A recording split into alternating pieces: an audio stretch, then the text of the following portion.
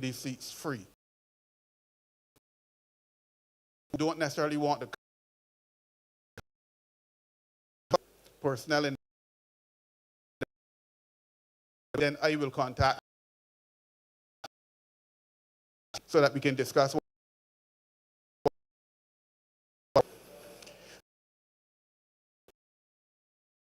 To the going.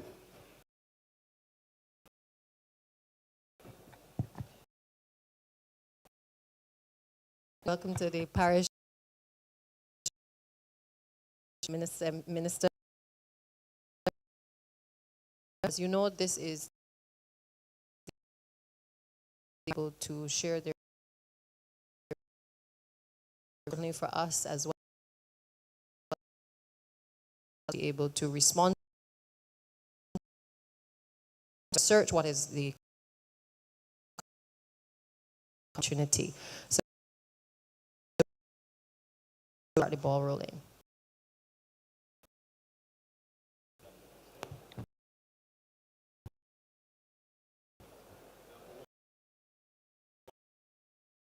Panel, Jordan.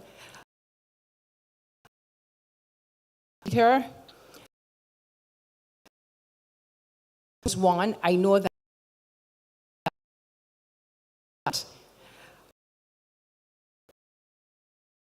and I have an attire, children in the car. I just want we would have these in, but there's a you have to avoid. This would be ready.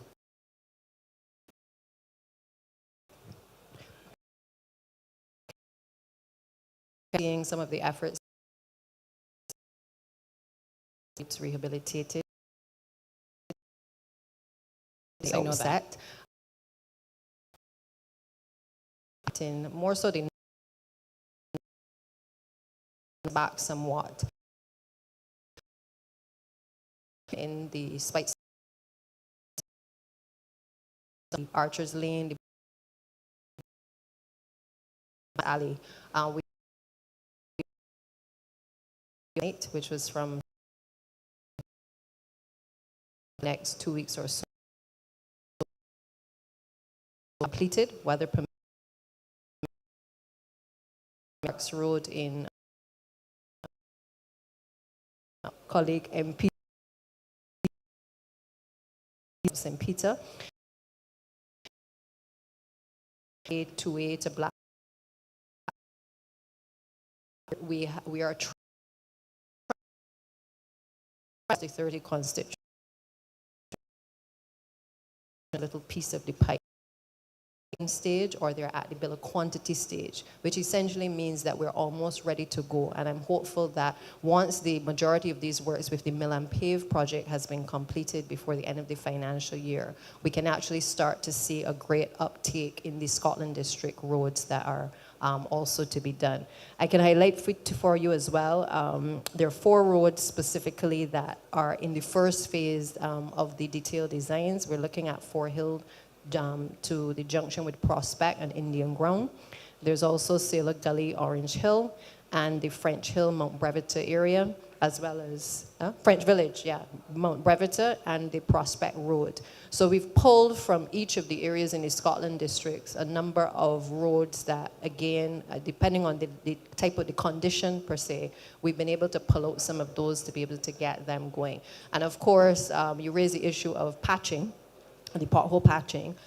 We took a different approach in the last few months. I know there's still a lot to be done, because there is a lot to be done. So there is still a lot more to be done. But what we actually recognized was that within the ministry, the pothole patching teams were not being as effective as I think they ought to be. And I think Barbadians were expressing that across all mediums. And what we did was we approached the private contractors as well, and we asked them to join the ministry in working with us to be able to accelerate some of the pothole patching. So I must tell you that we will move in the direction of having a central location where people can raise their concerns about potholes across the country. But right now, what has been quite effective is the comments on the calling programs, the comments on social media, people just simply messaging, and the MPs as well, messaging to indicate where there are concerns. And of course, the Parish Speaks, which highlights for us a lot of the areas sometimes that might be overlooked. But what we've been doing is trying to identify those areas of concern and then sending the contractors along with the MTW teams into the various constituencies, in particular St. Peter as well, to be able to rectify some of those challenges. Before you say it, I know that there are also concerns regarding how the pothole patching is done. And Can I interject we're here? working on as well. Sure. Why I brought that up, this was before the rains came in. I think it was after we had laid to rest Sir Erskine Sandiford. One night he was coming home, and I had 5 children with me, and it was like 11:15 in the night. And because of the water in the pothole, I would not have known it's a pothole. So I went into the pothole, and this was really, serious for the children. There was no one to change a tire, because I can't change a tire.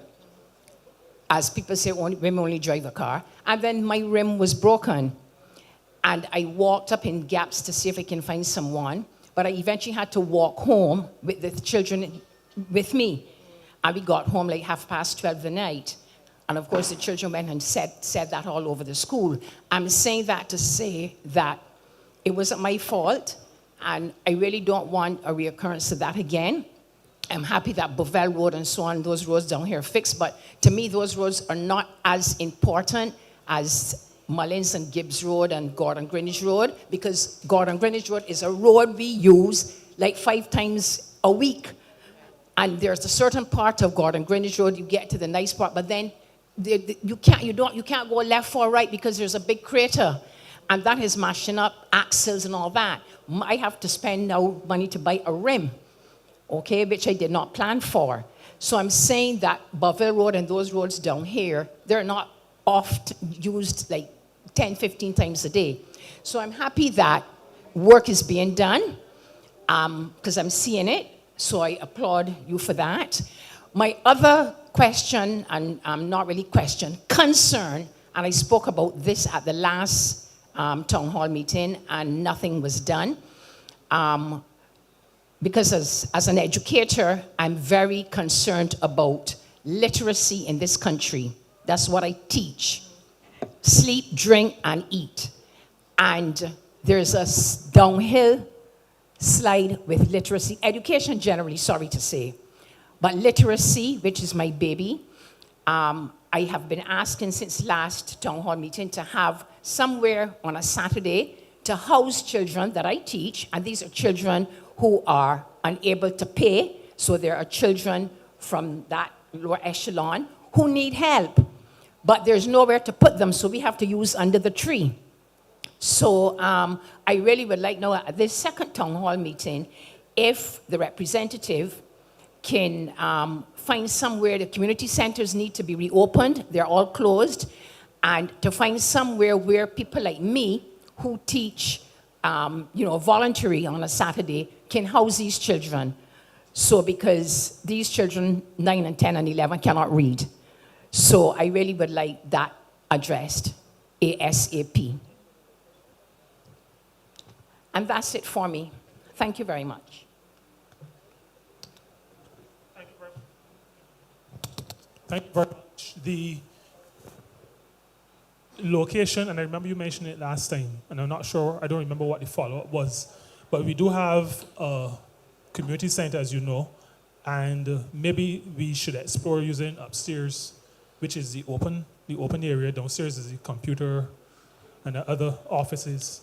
And so coming to this, that's something that we will explore, and I'll speak to you on that after we've spoken, because I know you spoke about opening the community centers, but it is open and various groups use it at different times. So we'll have to speak to community development. I'm talking about one in Spice Sound, that major walk, and find out when over the weekend there is a free period of time that you may be able to use.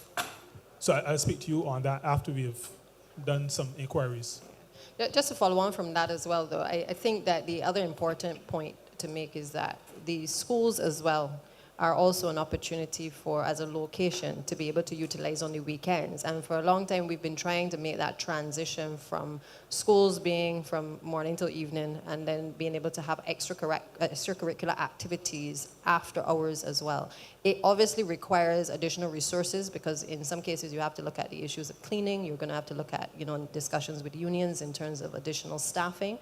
But I think that it is worth exploring if you have the students that are possibly able to attend the classes to be able to have some discussions with some of the schools within the communities and see how possible that may be to get going. Okay, thank you. Next person. Good night, Madam Chair. First, let me say thanks. Oh, Neville Cato. First, let me say thanks. Oh, Mount Breviter, number 28, Mount Breviter. Sorry. First, let me thank the government for some of the work that they have done in Queen Street. I am very impressed. But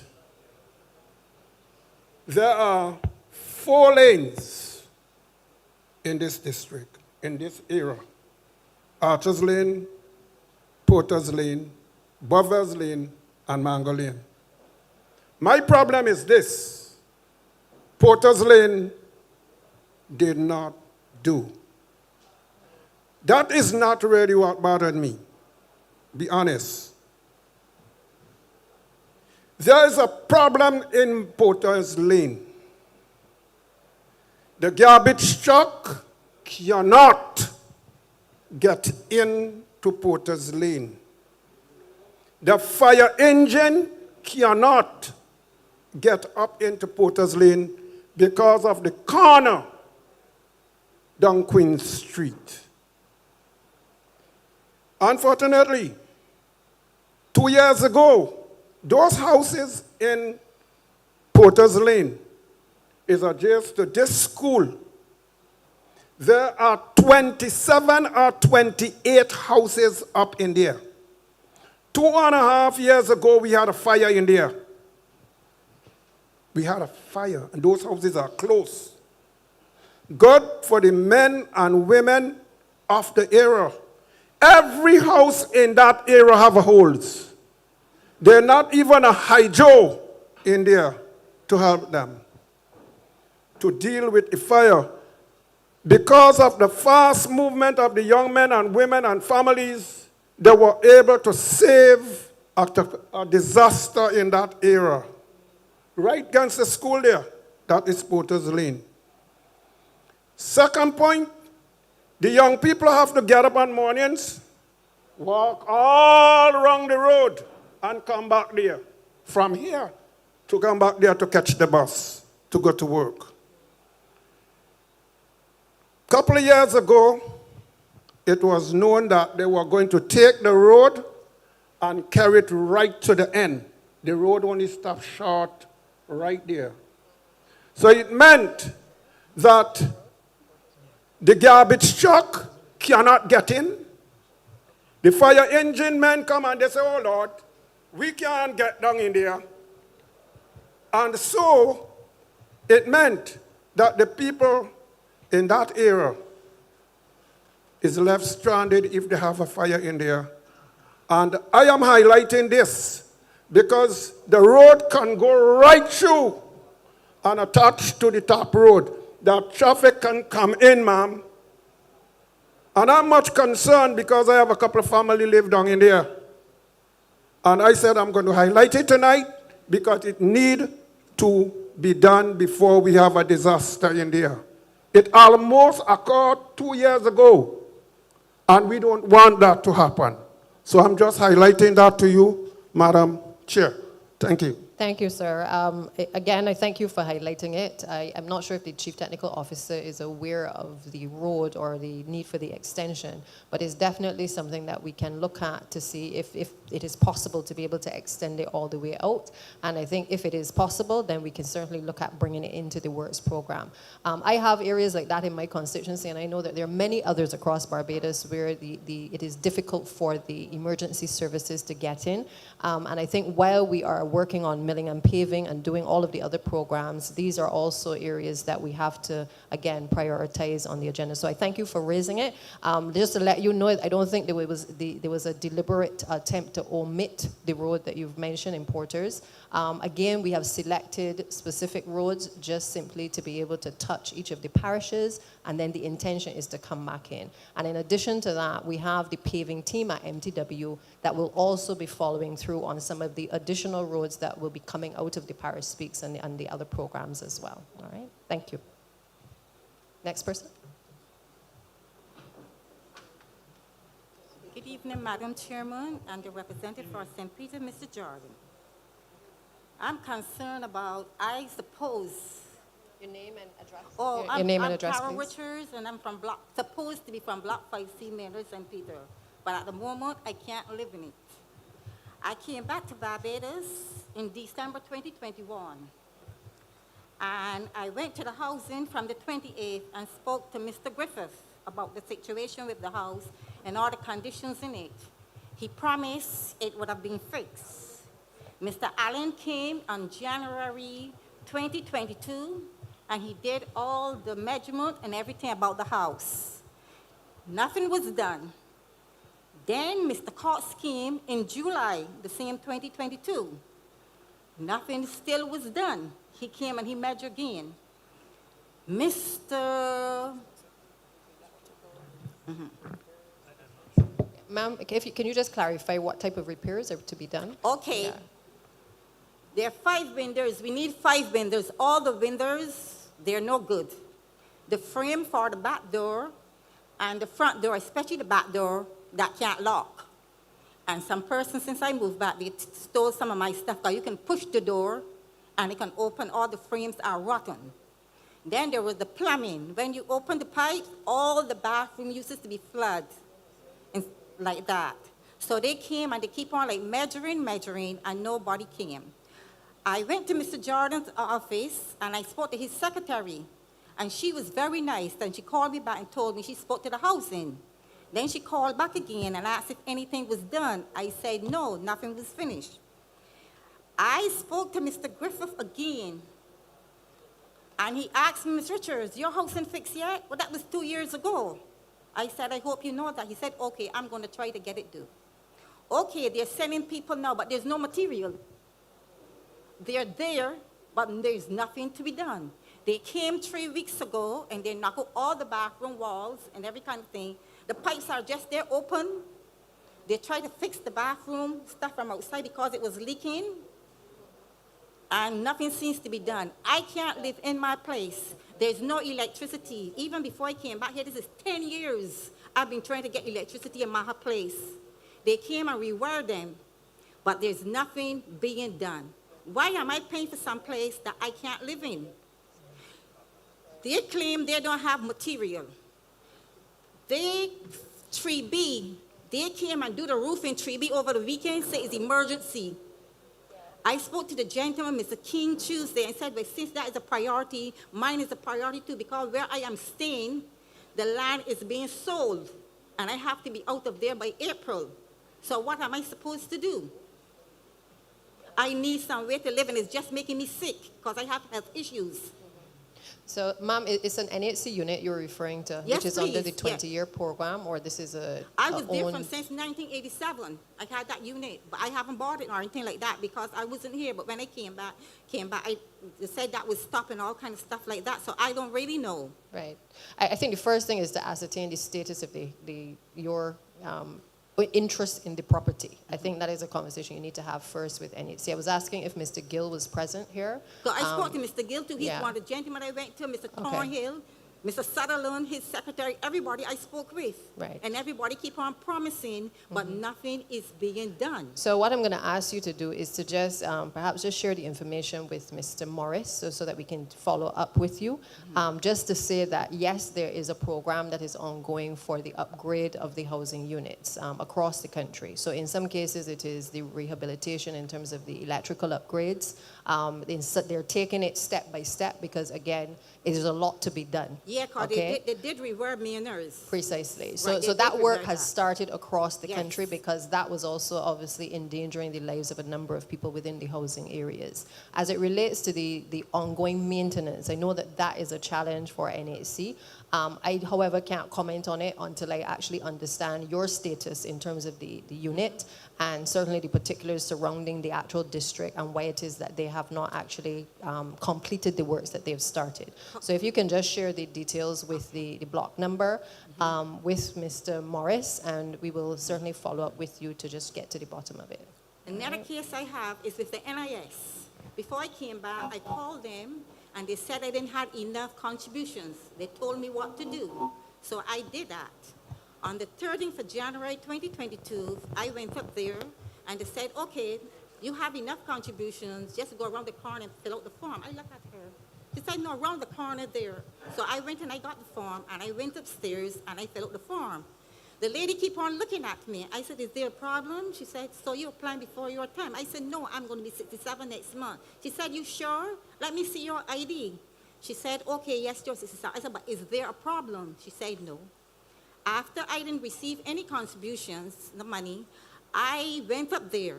But the problem I have, every time I go back, my contributions keep on going down. Because there was 488. They said, you don't have enough, you only got 480. I said, but I was told I had my 500. Then I went back the next week, it was 487. Couple of days, it was 486. No, it's 483. So I don't know what's going on. They're telling me they're going to give me a lump sum. I said, a grant. I said, what am I going to do with that? Because then I have to pay housing and stuff for rent and everything, and when that money gone, how am I going to live? But nobody can tell me anything. I appeal it. And then I applied for a non-contributionary one. They told me to do that, but I haven't heard about anything. That's since November 2022, and this is 24. So I would like to know really what's going on. I had to say from the time I land back in Barbados, relocate back here, it's be like one problem after the next. And I don't think it is fair. That is a matter that Social Security falls under me, national insurance. That is something I would have to ask and get some details on to find out exactly what the challenge is. So if you will allow me to do that over the next couple of days, I'll be able to get back to you on that.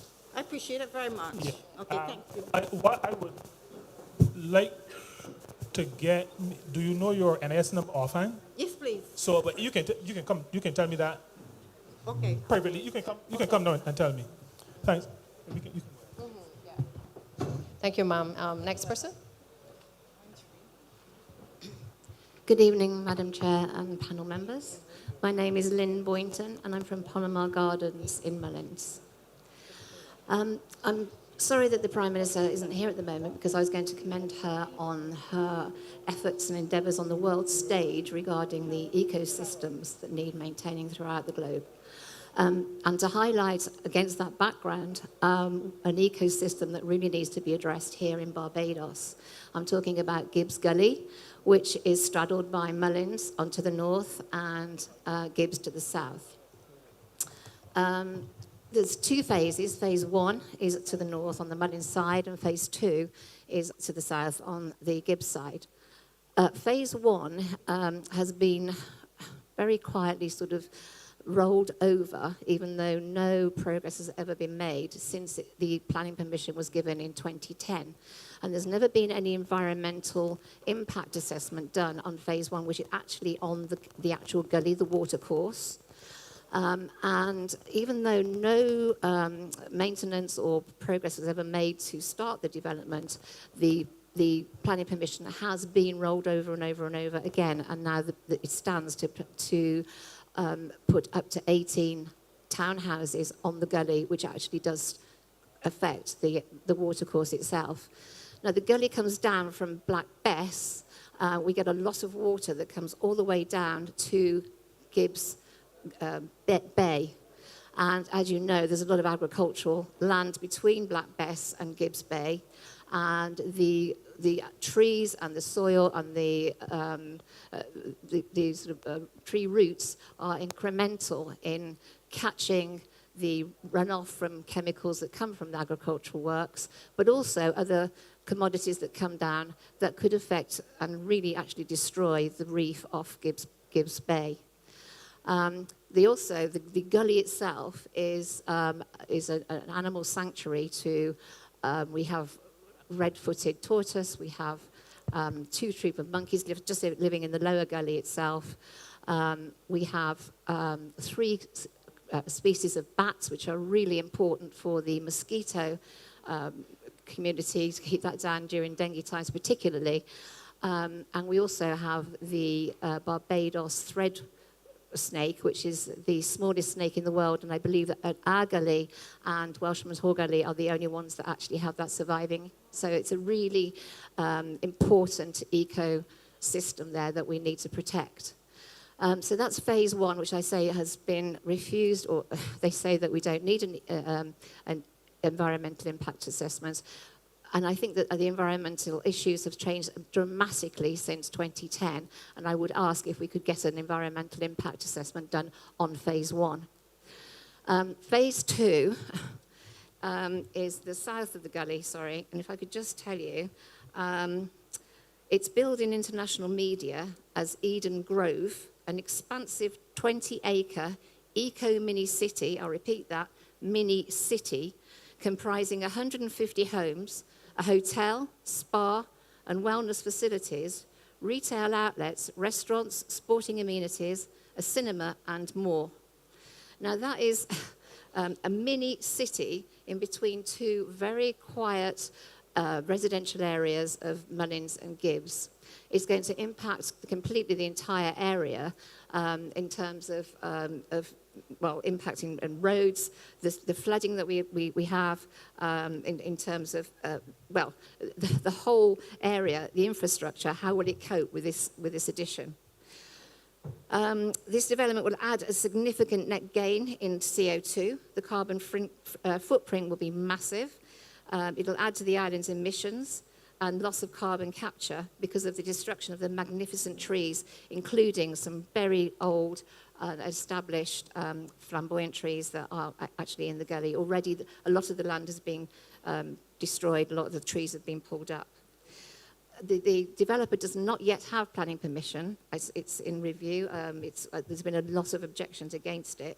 But anyway, we'd just like to know how this mini city can be allowed to go ahead on gully land. So we would like the Prime Minister, with her eco-credentials, to bring them to Barbados and help us to save Gibbs Gully from its destruction. Thank you. Thank you, ma'am, for the concerns which you've raised. I can certainly tell you that within the cabinet, Minister Ford is perhaps the one person who is the constant champion of things related to the environment. And just as we were listening to you, it reminded us of his lectures every Thursday as it relates to the preservation of the entire ecosystem. On the question that you raised on the environmental impact assessment, I've asked Senior Minister Duguid just to take the floor as he's responsible for the Ministry of Planning. Good evening. Good evening, everyone. Yes. So I recognized that the Eden Grove, as you said, is obviously a concern to the residents of Mullins and, in fact, all the people of St. Peter and St. James because it borders and straddles the 2. There are 2 sites. One, as you said quite rightly, has permission that goes back a very long time. The other site does not yet have a permission, and as you said, it requires an environmental impact assessment.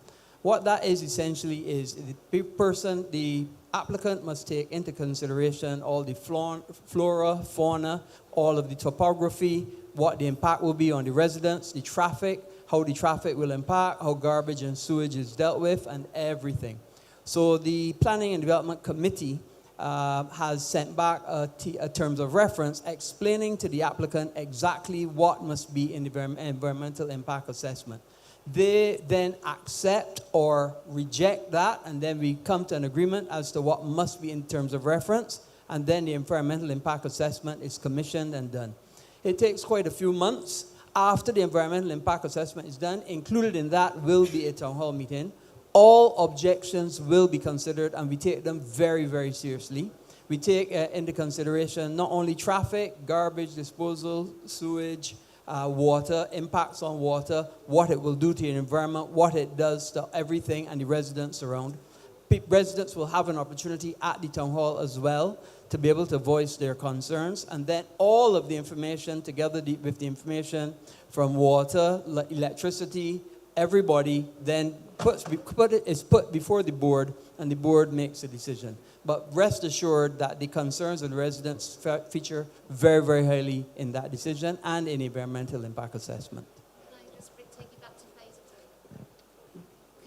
Could I just take you back to phase one and an environmental impact assessment now, as things have changed in the world with regards to the ecosystem and the climate? Thank you. Yes, once someone has a permission and they have had a building start and they maintain that permission, permissions normally last for 5 years. But once the person has a permission and they have had a building start and have a certificate of building start, it's very difficult to go back behind the permission that has already been given. But however, that will be taken into consideration for the second phase, because it can be considered as two phases, as part of the first phase. So they will take it into consideration, but I cannot say that there will be an environmental impact assessment for phase one, because the application now is for the second part. I hope that answers all your questions. And by the way, I anticipated it, so I got that update just a few minutes ago from Mr. Headley. I understand that Mr. Headley and Ms. Bryan met with the residents, and they've been in constant contact. Thank you, ma'am. Next person. Hi, my name is Heather Best, and I also live in Gibbs. And my question also pertained to that particular project. My property directly backs, that massive development directly backs onto my property. I think I'm maybe one of two houses that it actually backs up onto. And my question is, and I appreciate what you said about the environmental studies and the this and that and the other. Two things came up. Was that project actually started more than 5 years ago? Because from what I see happening in front of me, it just happened last year. What normally happens is when somebody has approval, there's something called building start, and they apply for building start, and there are certain things that they would have to do. Put up hoarding, do clearing, whatever. And as I understand it, that building, that application that they do have is current and has not lapsed. Oh, but I thought you said that they had to have started, that it was 10 years ago and that they had to have started within 5 years. Right, so they did start and they have a certificate. They started stating, more than 5 years ago? They have a certificate stating that the building okay. start was, so All right. in other words, they did the works to make the application valid. I see, okay. Okay. All right, so the other thing that I'd like to know is that as a homeowner who's going to be tremendously impacted by a project of this magnitude, I just found out about this. I just saw them doing things and asked my neighbors, is there some mechanism that homeowners are notified about these sorts of things? Yes. Because I was not. Yes. Normally there's a mechanism that the applicant sends out to all the surrounding homes, notification of what is going to be done. And further, with people, normally what planning requires is, especially when homes are nearby the developments, they're required to have what's called a buffer zone. And the buffer zone would give a space between residents, surrounding residents, and the development, so that they wouldn't have that great impact on surrounding residents. Okay. All right, so I never got any such notification, and I would like to see what exactly my buffer zone is, and I would like someone to show me. Right, so part of the process requires the applicant to put up and submit, first to put up a billboard. I don't know, you've seen billboards around. And on that billboard, but that happens at a certain point after the EIA. So when the billboard is up, the billboard then points you to the Planning and Development's website and the application number, and you put the application number to go on the website, and you can see the whole development process. The EIA would be on there. All of the development will be on there. All of the information that has come through. It's all fully public. Okay.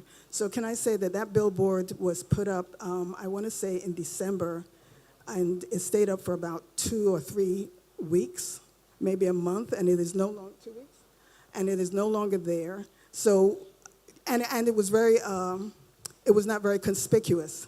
So, you know, we who live in the area had no. In addition to the billboard, they also put an ad in the paper as well. So the requirements are 3. Okay.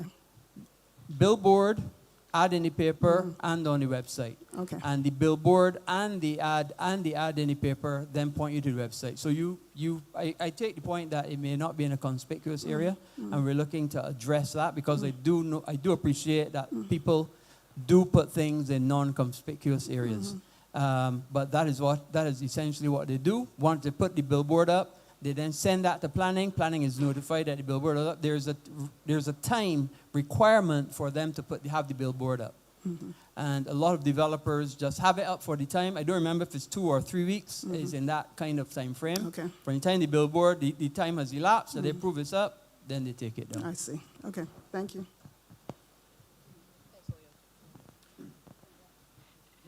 Hi, my name's Cora Woodhead from Six Men's. This government seems more concerned about tourism than providing adequate drinking water to the residents of Six Men's and beyond. Can we have a date when we're going to be able to have drinking water coming from a tap that we actually pay for? Thank you, ma'am, for the concern. I'm going to ask Barbados Water Authority to just bring everyone up to date as to the works that have been happening in the parish. I know that there's substantial work that's been being done, and still a lot more to be done as well because we have 100-year-old mains that have to be replaced.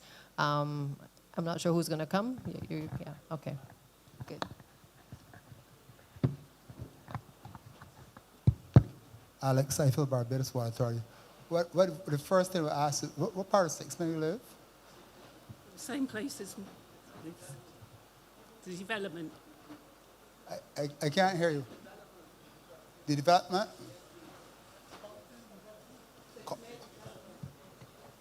This is on the, by the Berean Church? Right. Now, basically, what we are doing in that area, you are getting water from Allendale and now from, you're getting water from Allendale and now from Villa Maria or the St. Joseph Hospital. Now, in recent times, the water has improved because I check it regularly. However, there are still some rusty pipes in that area because how that development occurred, it was a kind of uncontrolled development, so the mains are not laid to easily circulate the water. Previously, you were getting some discolored water. Excuse me, in Colleton Gardens also, they don't have proper drinking water.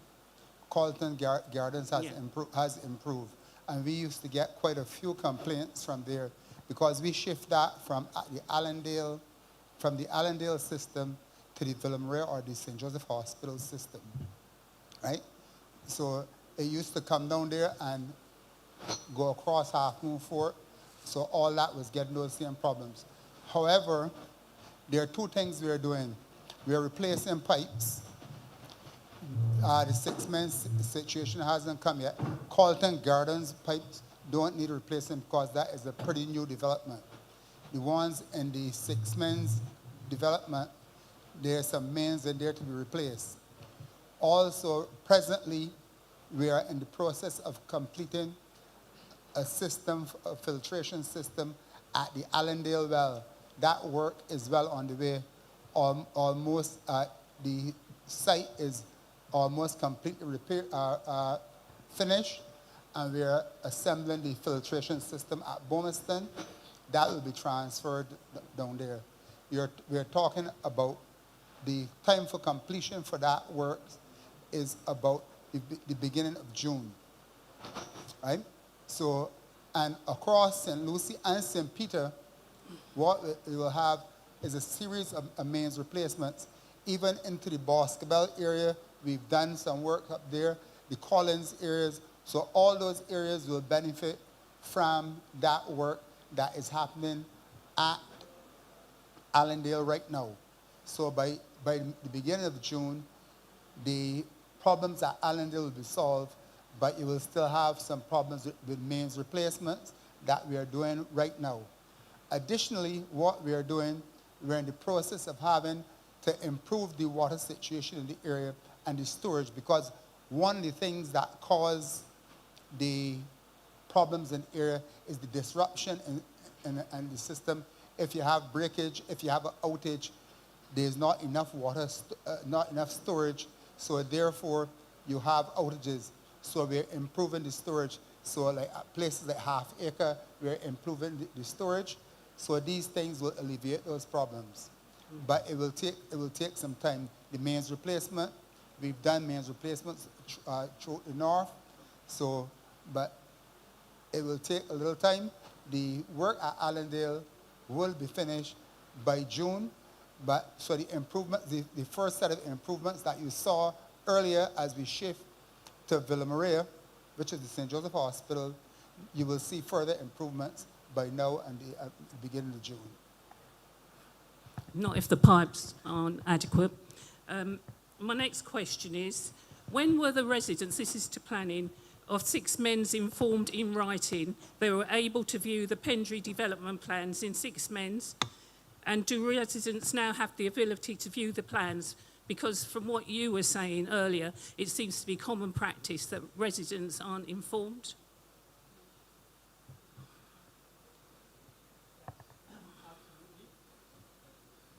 Yes, absolutely. The residents do not recall if that particular application was under which legislation. Sorry? I don't recall which legislation that was under. I think that was under the legislation which means that they don't have to comply to the same rules as putting up the billboard and putting it on the website and so on. That application actually came in before the new legislation came in. So they're under slightly different legislation. But however, what I can do is, if once they're available, I can ask that those be put on the website so people can view them as well. So that is currently before us. They are going through some final stages, but I think that would be a nice development for the area. So residents, what are you saying? Residents can actually view the plans at some point and put in objections? Right. So residents that was under previous legislation.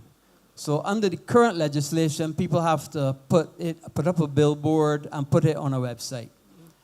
This particular application for Pendry does not fall under that legislation because it predated the legislation. So this one, I'm going to ask that it be put on the website so residents can go on the website and be able to see it as well. Okay, thank you. And some of the residents of and just to remind you, anyone can also go to planning and request the I've done that. And they weren't able to give it. Well, they told me it was agreed in 2019 by the Prime Minister's office. Right. But they weren't willing to share it. Well, I will ask that you can put it. I don't think it could be a difficulty to put it on the website because all of those become public documents. Okay. Yeah. And some of the residents of Six Men's believe that the bridge at Port Ferdinand will be removed once the Pendry Development Hotel is in place.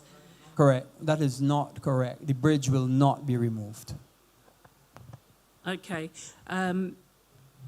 So this goes back to the plans. So to allay fears, could you give us a date when the plans will be available? I will ask and make arrangements that it be on the website. Okay, thank you. Good night. My name is Sylvester Rock, 6 Main St. Peter. Following up on Alex's and my neighbor with the water, I think he's alluding to the rusty water, which has greatly improved, to be honest. But we're having a problem with bad smelling water where we cannot drink the water. We have to buy ice, buy water, and this is going on for years now. So that is the issue with the water in 6 Mains. Also, regarding Highway 1, I think you all tricked me because I was planning to come to talk about Gibbs Mullins Road, but you all started it last night because you know you're coming here tonight. Wanna trick me on that one. But I was wondering if any of the ministers in the north does travel Highway 1. Let me tell them. And also, thanks for starting it, and I hope it finished. But between Lower Carlton and Spikestown, in case there's an emergency or accident, the roads to divert then that will get you up to Highway 2A. And these roads being Gibbs, Mullins, Bakers, and even here by Worley, those roads are terrible. They need to be fixed. So that is one of my concerns there. So, the bridge at Port Ferdinand. I have an issue. I don't know if any other residents from St. Mary's here tonight have the issue also of the times that the bridge go up and come down. There's no set time. That bridge goes nilly-willy as they feel like. My husband was in sea morning, and in an hour's time, that bridge left 3 times. Wahoo went out, Cool Runners 4 went out, and there's a brown boat with 2 big balls that went out.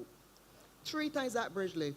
In case there's an emergency to the north of that bridge, and emergency vehicles have to come down, tell me what will happen if that bridge is up.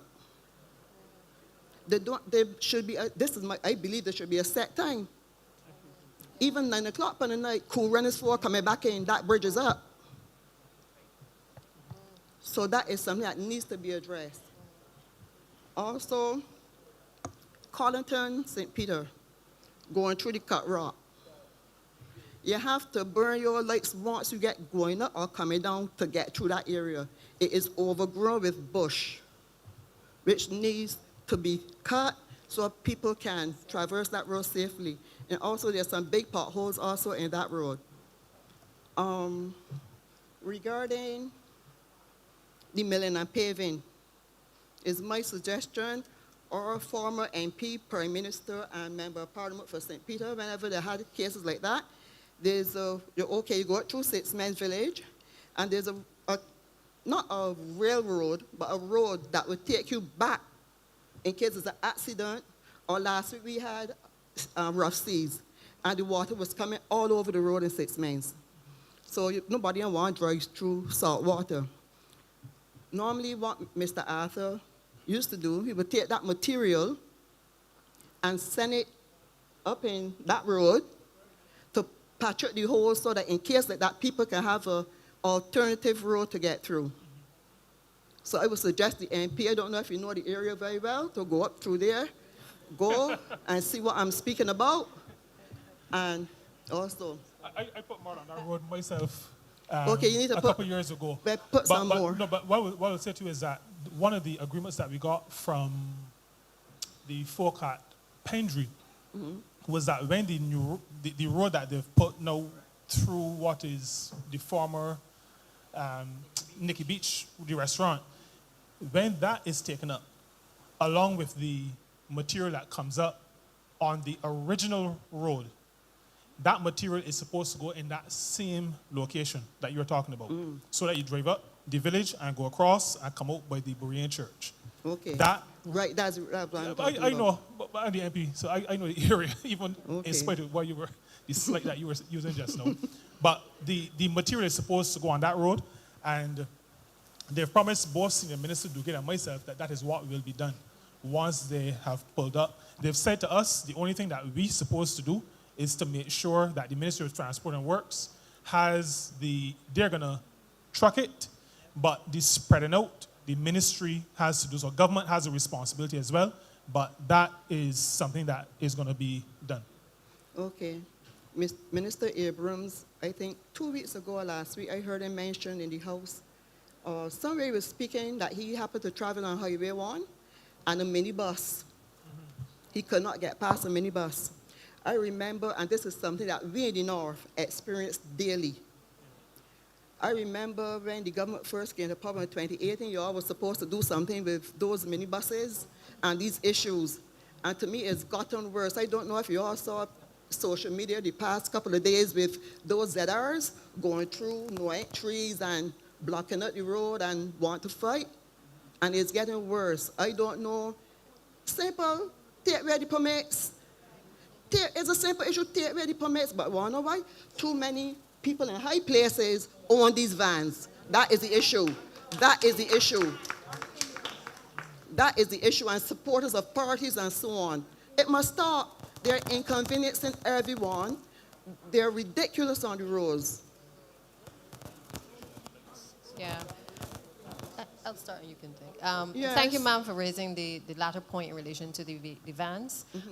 We have all seen the reckless behavior of a number of these permit holders, and certainly the owners as well who are responsible for these vehicles also have to bear some culpability as well.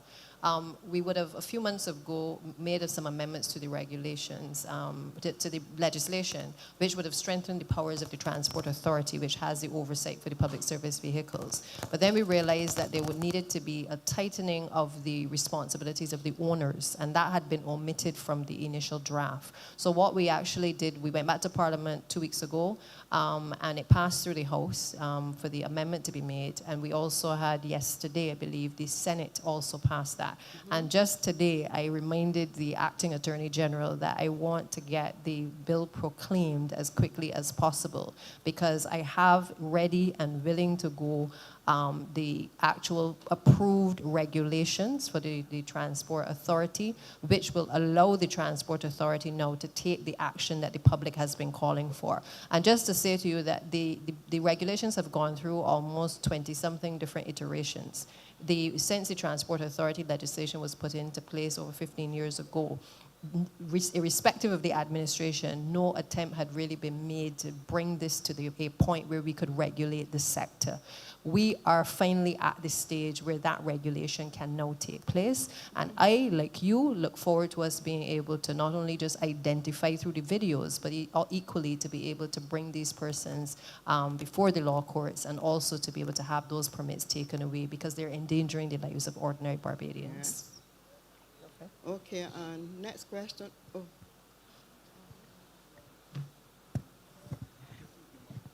What I will, no problem. What I will tell you is, previously in the former government, there were a number of persons in that government who had interest in the public service vehicles. Some members of that government had a number of permits in their name or were controlling permits. I can assure you that nobody in cabinet, not in this cabinet, nobody in our cabinet has a permit or has an interest in any DPSVs. No one. So your fears about people in high places protecting, that is not existing in our cabinet. A lot of us are completely fed up. When you heard me, you would understand, right? Because what a lot of people don't realize, when the PSVs do what they did and you see in the videos, and they go off-route, even by a couple meters, right? The persons are not covered by the insurance. Once you go off-route and something happens, they're not covered, and people don't understand this. I've been a lawyer for too long. The general feeling across our entire cabinet is that this has to stop. There were issues with the legislation that prevented the proper enforcement. Those have been patched. The last of it went through the Senate yesterday. Santia sat down next to me at lunch today in cabinet and said to me, I need you to get this proclaimed as quickly as possible. I am going to try to get it proclaimed as quickly as possible, because we need to bring some order to our roads. The time of the lawlessness and anarchy must now be at an end, and there must be law and order and discipline on our roads. Our lives depend on it. The lives of our children catching it depend on it. The lives of innocent pedestrians depend on it. So I can assure you, there's nobody in our government protecting or encouraging or benefiting from this lawlessness. You have my word on that one. Okay. That is the difference between us and them. Okay, this is what Minister Abrams again. In 2019, I think it was mentioned that the government was. In 2019, the government had spoke about issuing citizenship by descent for grandchildren of Barbadians. Last year at St. Lucy's speech, that was also raised. I remember the Prime Minister saying that it will be soon coming to fore. This is a year now. And can you give me some updates on that one?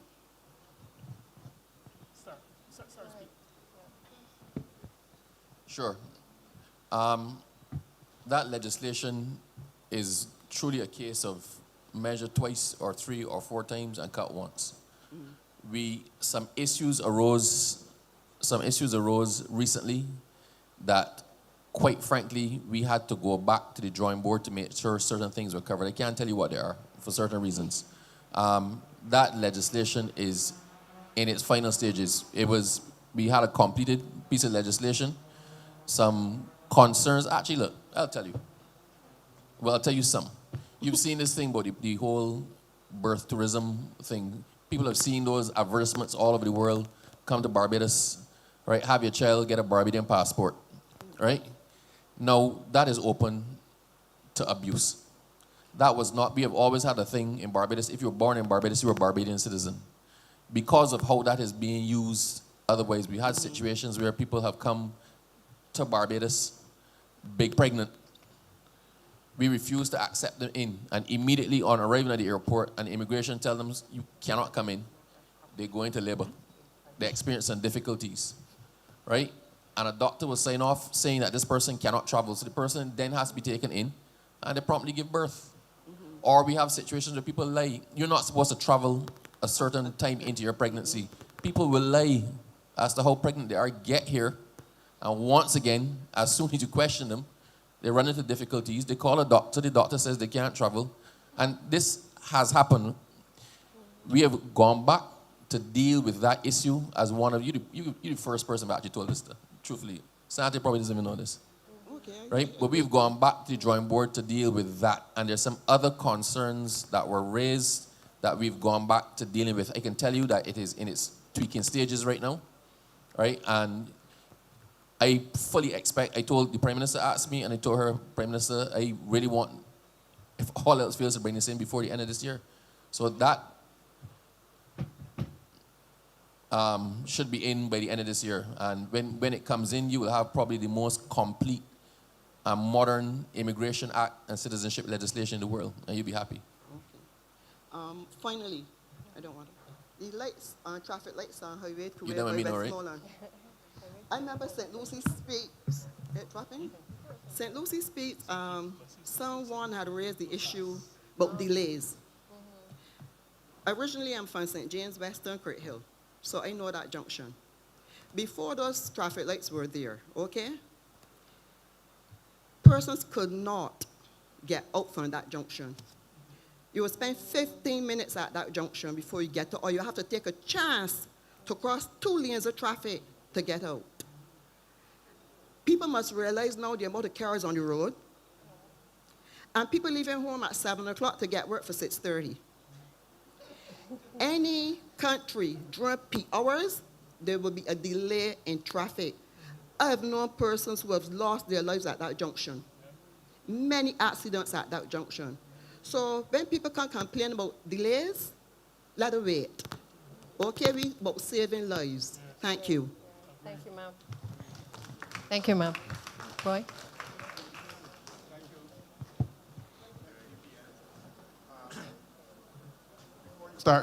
Remain there.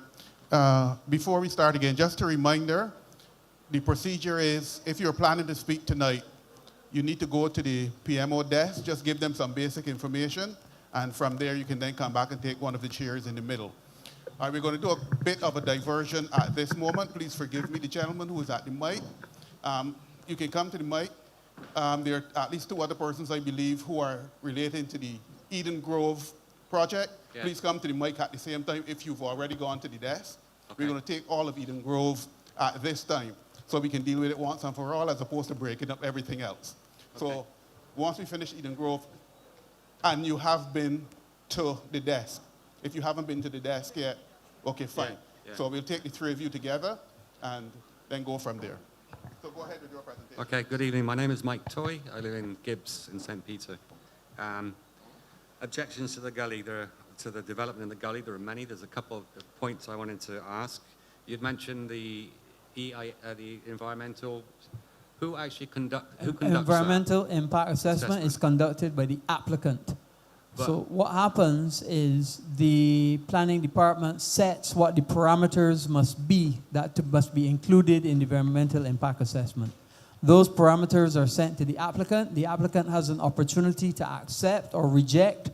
If the applicant accepts, and they're normally very significant, the applicant accepts, and then they get permission then to carry out the environmental impact assessment. But the parameters of it is set by the Committee for Planning and Development.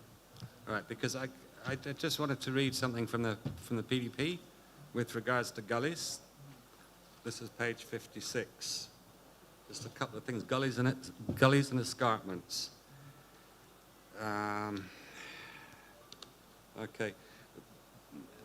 For all applications for major development within or proximate to gullies and escarpments, the following safety investigations will be required to the satisfaction of Director of Planning Development. So is he doing that?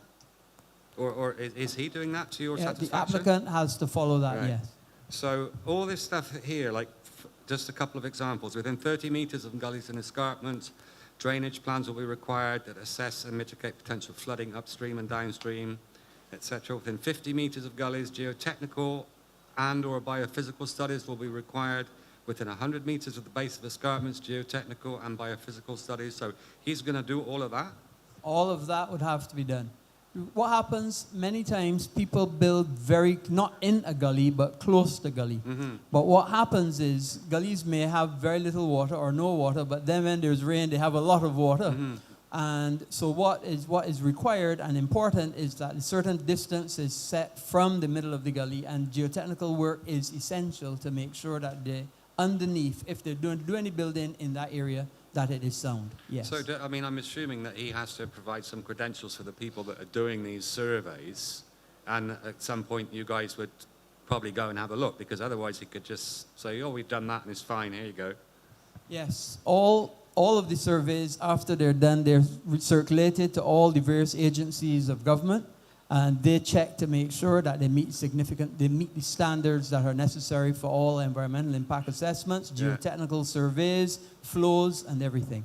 And it's not only there, by the way, that is done for all developments near anything like that, including those done by government.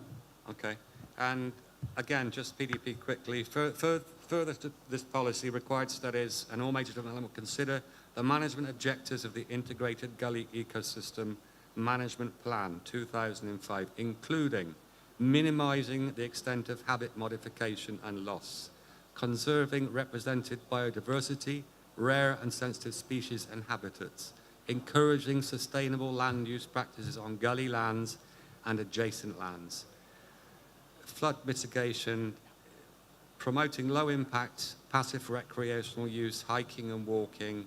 Now, this man is planning to put 150 villas, a hotel, shops, restaurants, a bar. How on earth does that bear any resemblance to what's in the PDP and what they're suggesting? Well, I'm sure that the environmental impact assessment will be able to answer those questions when we see it. But surely all of his site is not gully. He must have some areas that are flat. But we look forward to seeing the application. Not many.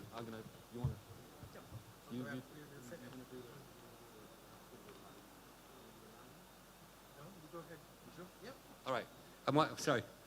Covenants. I was at a town planning meeting with the developer, and he was asked about covenants, and he said there are no covenants on any of that land. None of the 22 acres that he's proposing to build on apparently has a covenant. Now, everybody else that lives around there has a covenant. Now, town planning also say they don't concern themselves with covenants, but who does in that case? Yeah, covenants do not fall under planning. It is a legal matter between the conveyors and who purchased the land. And that normally what happens in the development, and I think maybe the Attorney General is best to answer that, but it does not fall under the planning and development. I understand that, but I guess really my question is, what is the point of having all these covenants if somebody can just decide they're going to... So just to explain how... Oh.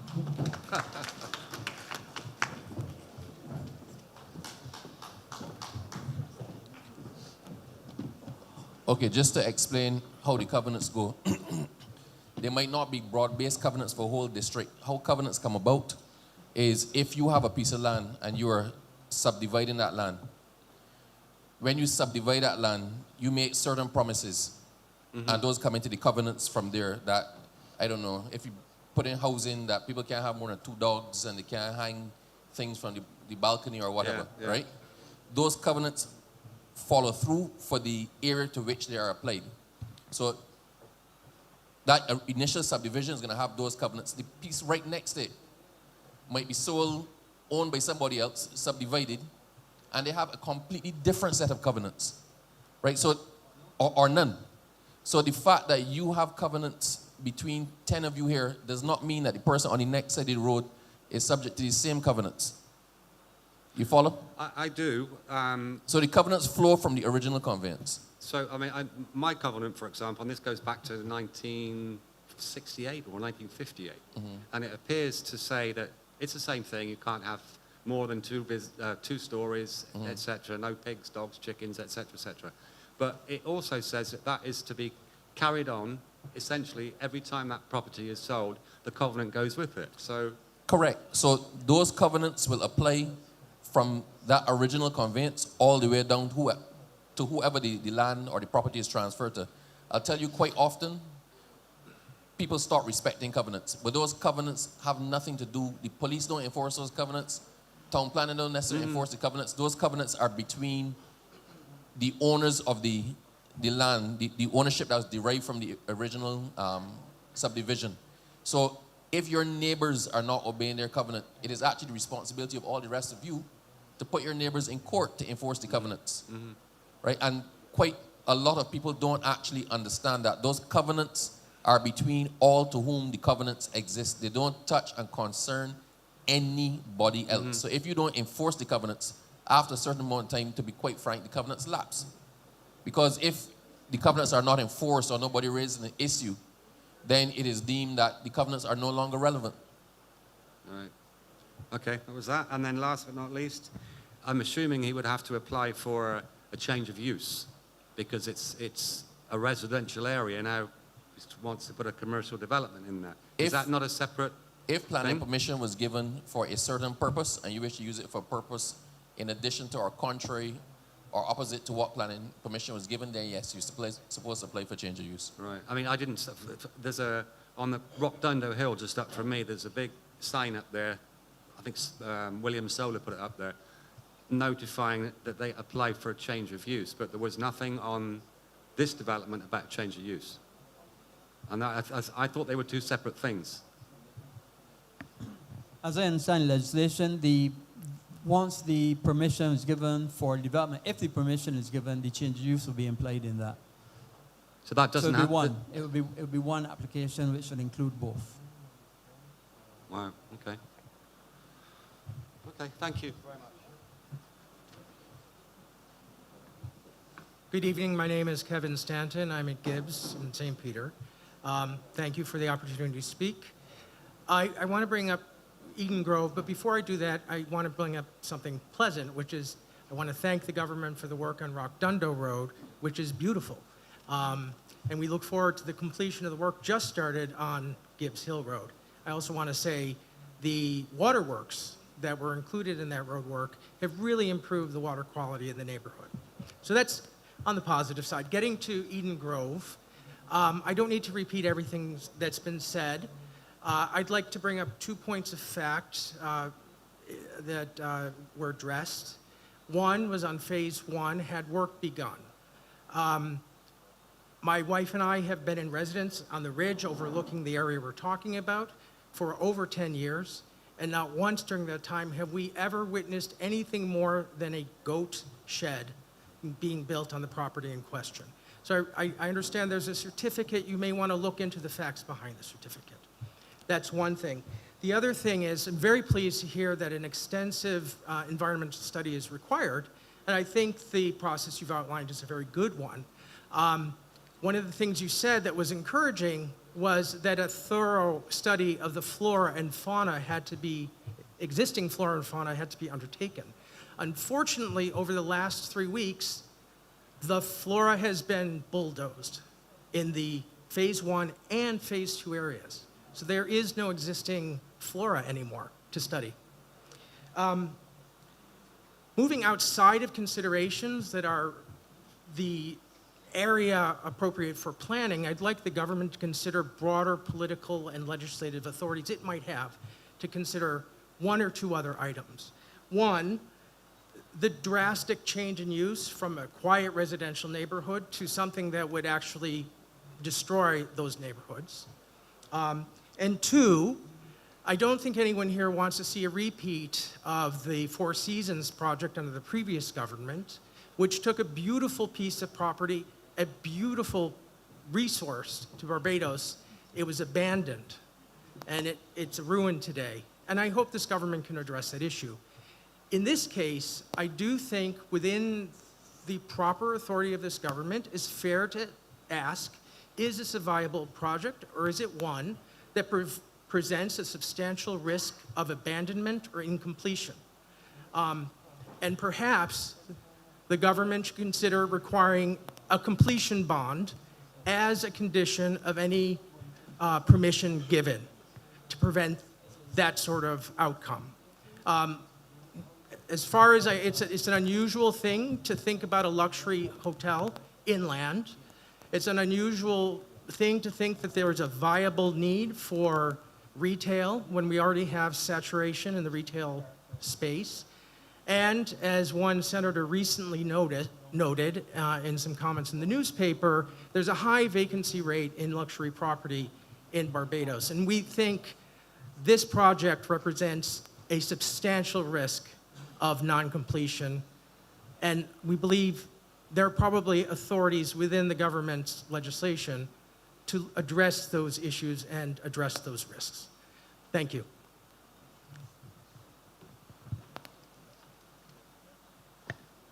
Just let me thank you, and obviously we will, when it comes to an investor making an investment, we look first from the planning point of view.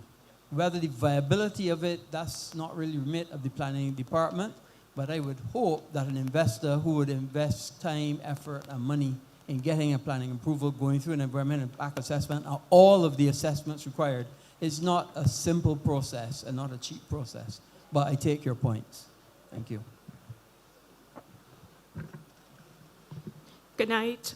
Roselle McLean, Mullin, St. Peter, so phase 1 of the Eden Grove development. My property is on the boundary of the developers, so similar to Heather who spoke earlier. I'm concerned about flooding, noise, privacy, and as you mentioned, there has been no buffer zone and no notification of comms to residents. So one of my main questions, the developer hasn't done quite a few of the things that you mentioned he should be doing. So who is holding the developer accountable for putting in stuff like a buffer zone?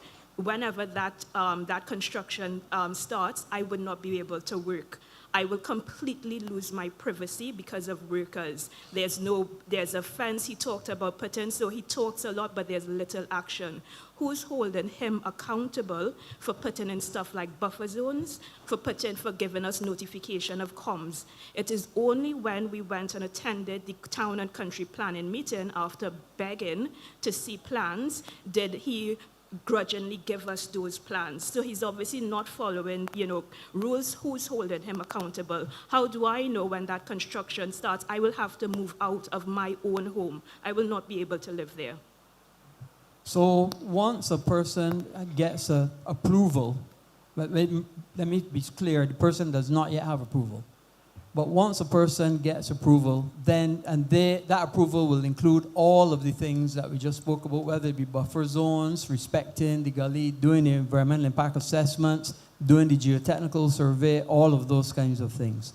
Then at the end of construction, there's something called a certificate of compliance, which means that the developer has complied and done what he said that he would do. If he does not get certificate of compliance, it means that his development will not be able to proceed because the certificate of compliance is a necessary requirement for any mortgages, for opportunities for the hotel to operate, all those kinds of things. So planning and development issues the certificate of compliance, and he must comply with what he said that he was going to do and got approval for. Okay, well, I hope that is the case because he That has is definitely the case. Okay, he has another development 2 streets down on Mullins, and there's another neighbor who is having an absolute nightmare with his property, with workers. There's no buffer zone, and I feel like, you know, my heart goes out to her because she's having an absolute nightmare with the same developer, and I just pray that I don't, you know, experience same with him. Thank you. Thank you. I think, William, one of the things that we may have to do, good night, everyone, and I apologize for being late. I think the others may have told you I was addressing the Barbados Nurses Association annual general meeting straight from Cabinet. So the others will tell you that I am in the same clothes as this morning, so please excuse me. I think that what I'm hearing you say, Madam, more relates not so much to the fact of the compliance, but the fact of complying during construction. And that is slightly different from what you are speaking to with the certificate of compliance. And it may well be that you may have to put conditions in during construction that are capable of being enforced in a clear way, rather than just simply those things that attach to the end of the completion of the process, which will more affect anybody's access to financing, or if there's a mortgage or whatever, that the certificate of compliance becomes absolutely critical at that point in time. So I think that, look, we are living in a country where we have to learn to share better the spaces that we live in. And it therefore means communication, and it therefore means respect. And that is what we're hearing from all of you. We're not ever going to be able to pause development fully, but we are going to have to be able to listen and to engage with persons and to see how best we can balance the right to development and the right to stay where people are. So it is going to be critical. That's why we have these meetings. If we didn't have them, we wouldn't know how you feel. You wouldn't be in a position to express it as clearly as you have. But by the same token, too, we need also to recognize that development is necessary in order to ensure that we don't find ourselves ultimately, again, on the verge of devaluation or the other things that would have diminished the quality of life elsewhere in the country.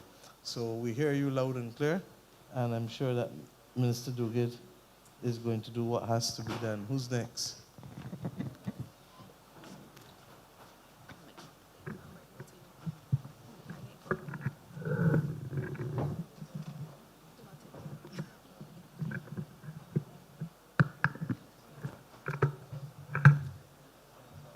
Good evening to everyone. Good evening to the panel and the audience. My name is Carol, and I live in Fort Hill Development. Last name, please. Gilkes, Gilkes. We live in the Fort Hill Development, and despite the fact that we have had some relief with the roads in Fort Hill, from the Rock going through to Sailor Gully and the surrounding areas, are deplorable. I have lost 3 tires because I am a driver at night, and I have lost 3 tires with these said roads. Honestly, I can't tell you which pothole to drop into or which one to avoid. Seriously, it is seriously a hassle. You know, and we do respect the fact that, you know, a couple of days ago, some of the holes were patched, but we would like to see, you know, completion. Right? So that's my main concern. The other concern, I know that you would have addressed the lights, the stop lights by Westmoreland. Has the timing on that been, it has been changed? Oh, okay. Yes, the lights have been adjusted. They have been? Yes, they have, yeah. Oh, okay. Well, just to your first comment in relation to the road at Fort Hill, I'd mentioned earlier Fort Hill to the junction by Prospect and into Indian Ground.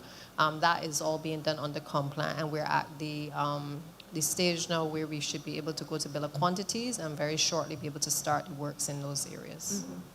So just one more question. As it relates to the damages on with my tires, is there usually any compensation? Yeah, there is a process through the Ministry of Transport and Works where you can provide a copy of the damage to the vehicle, send an email to the ministry, and the claim will be considered, and then they will respond to you in terms of settlement of the claim. Well, thank you very much. Yeah, I can share that information with you at the end if you wish. Yeah, thanks. Hi, good evening. My name is Sheila Watts Clark. I would like to talk about the drinking water in the WIM, St. Peter. My grandparents, they live down there, and we always have to buy bottled water for them. We're unable to wash their clothes down there. It is awful. Waterworks usually comes and digs up the road or what's not, and they don't fix back the roads. So it's also a hassle to get between the small roads in the WIM. The roads in the WIM are also very bad. Coming from Fort Hill to the WIM, given that the roads in Fort Hill are also bad, and to the WIM, it's always a hassle. It's very uncomfortable driving in the buses. Yeah, that's my concern. What about buses? Again, just to indicate that is part of the compliant project. And as I said earlier, the challenge with the Scotland District, of which St. Peter falls within the Scotland District, is the nature of the soil. So it's not a straightforward mill and pave that we can do. Under the mill and pave program, you would realize that those are roads which are relatively straightforward. But the Scotland District project is requiring us to do a lot of geological testing, a lot of designs to make sure that we get it right in terms of starting the actual rehabilitation. So I can tell you, your MP has been in my ears and in the Prime Minister's ears on a number of the roads in St. Peter. And that is why we have started the process of addressing the parish of St. Peter in particular, despite the fact that, as I said, he will tell me that some of the roads that we've started are not specifically in his constituency, but I can assure you that they are within the parish of St. Peter, and we're working on the priority list to be able to address a lot of the concerns that have been raised by residents. Thank you.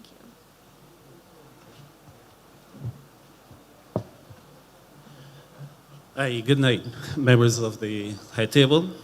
My name is Peter Rochester. I'm from Blackbess. And there are a number of things that I really want to address or speak to tonight. Before I start or get into them, I recognize that the Deputy Prime Minister said earlier that Blackbess, the road to Blackbess, was being assessed. And I'm hopeful, I'm very hopeful that it will be there will be an execution plan to repair that road. I don't know if it's just going to be milling and paving or what sort of extension is going to happen, but there are certain things regarding to that road that I would also like to suggest. But before I get into that, I noticed, I don't think you might have mentioned, and I speak on the correction, the bridge at Worley, and as to whether that was being addressed, and when that will be addressed. And I said that to say because when I came in, I noticed on the screen, and I tried to read correctly, extensive patching on the Worley Road. Ma'am, by my count, that road was visited over 7 times to be patched. And right now, I would put that road in what I call a usable state. But for the time that, and the amount of time that has been addressed or tried to be patched, it's my opinion that that road should have been paved fully. It is still bad. There's still a lot of holes in that road. Additionally, there was the cleaning of the road edge on Highway 2A. That brings me back to another problem. Have you noticed the amount of vines, bush, trees, etc., that are bordering our highways? I have never in my lifetime seen so many vines, we're called climbing utility poles on the wires, etc. I mean, yes, if we become, I don't know, I don't know the right word to say, but that's something I need to address. It looks bad. Regards to the road to Blackbess, you said that the assessment was done for the junction from Black Bess, from the Highway 28 to Black Bess. One, in regards to that junction, to me, I consider that bend coming to that junction to be a high speed bend. And why I say that, because on a number of occasions, people either coming out of that road or even turning off the highway to go that road had to more or less pull aside for their life because of traffic coming around that bend and people trying to pass out cars in that corner. I had the unfortunate incident time of witnessing a smash up at that corner. I was only thankful that nobody was killed in that smash up. There's a person coming out from the Haymans Junction, trying to cross the road, and a car coming around from my quarter side, passing out another car in that area, and the two of them collided. So something needs to be done in regards to that, especially for persons coming out from there, the visibility coming out from the area. If you're coming out from the Black Bess Junction, there is a utility pole on your left that kind of impede your vision for traffic coming from Rockdon the side. And then the corner, because of the speed of the vehicle coming around that corner, that can cause persons sometimes to be very fearful in coming out from that junction. So something I am suggesting, I'm asking that something to be done in regards to that area. Additionally, in terms of the clearing of the road's edge, one of the things that I've always said to myself is that what we've created is allowed roads to become what we call levees during rain time. Because of the silt deposit on the side of what's supposed to be the shoulders of the road, they build up over a period of time. And therefore, when the rain is falling heavily, the water is flowing, the water does not go into the, what we call the, pardon? The edges or the drainage areas. It flows on the road. So something needs to be done. But what I'm also asking is that in looking at this and trying to address that we should look at creating a proper shoulder or walk path on the side of the road for those persons, because we are trying to encourage people to be healthy, to walk, to run on the side of the roads. Create a proper shoulder or walk path on the side of the roads, especially from Rockdon to Worley, so that people can use that as an exercise path safely on evenings. And I will point you to the road, the Haywards Road. It may not be perfect, the Haywards Road. It may not be perfect, but it has two reasonable shoulders on both sides of the road. So you can walk, persons can walk and exercise comfortably on the side of the road. Use that as an example, and I would like to see that happen both on Highway 2, and if I could beg your indulgence, also in terms of the reassessment and the redevelopment of the road to Black Bess, if you could create such a pathway for persons to walk safely or exercise safely, not only from the highway, but also through the village. Because we must recognize that as more and more vehicles travel on the road, people find that sometimes they have to kind of come back with the vehicles for space and walk in. But if you could create a reasonable pathway on the side of the road, that will alleviate the problem, or at least give people a little sense of comfort and security when they're walking on the side of the roads. Now, a person made a comment to me recently when they were visiting the area. I'm a born and bred Black Bess man. I've traveled extensively during my work time. I'm currently retired. So one of the things I do is try to get up and go walking, trying to, keep myself fit or get a certain sort of way. I tell people that I go walking normally in my backyard, but unfortunately my backyard has become overrun with overgrown vegetation, bush, and the famous Barbados brown beans.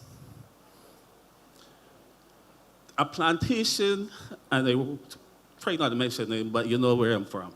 Plantation that once used to be very productive is now simply a wasteland. And all the areas surrounding the village itself is just dotted with overgrown bush, etc. was persons, I know at one point in time it was supposed to be a change of use where Holiday Village was supposed to be developed out there. This is over close about 3 decades ago. Nothing has happened. I don't know what is the current plans, if there are any plans towards the development of that area. But in the meantime, I have people in the area who are crying out for house spots. I can't get any. I know under the previous administration of the Honorable Owen Seymour Atte, there were plans for development of house spots in the area. And this was way back in 1994. Nothing has happened since then. So it's part of the whole cry for the people from my area. One, for the road, and also for house spots, and also for the development of the area which used to be the formerly Best School. Develop it as something functional for the community.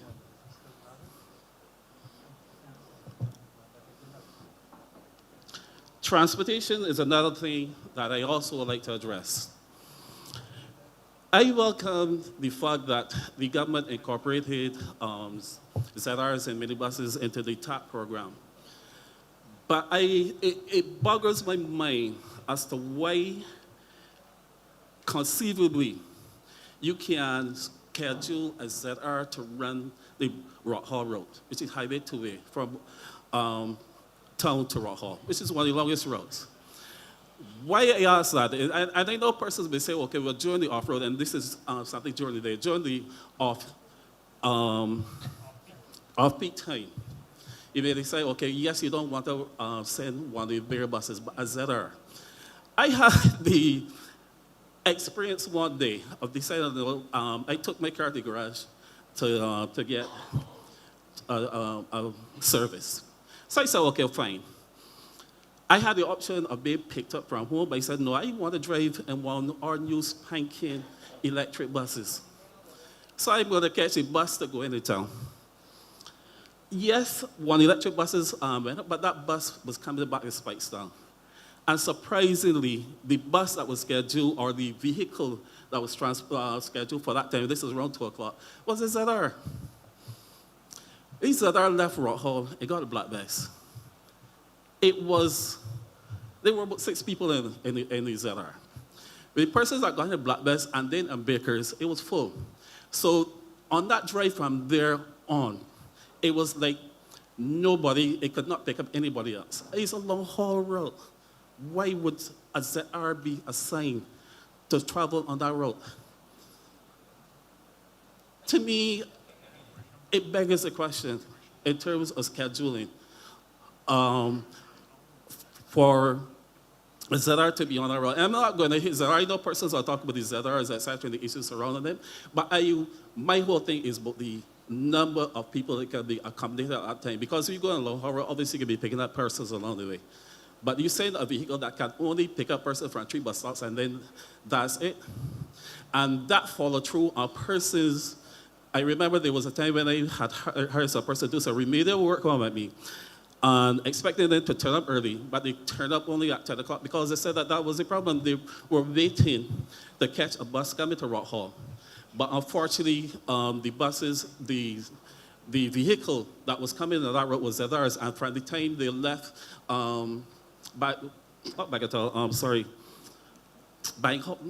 the Eagle Hall, they were full. So they had to wait for another 2 hours for a bus.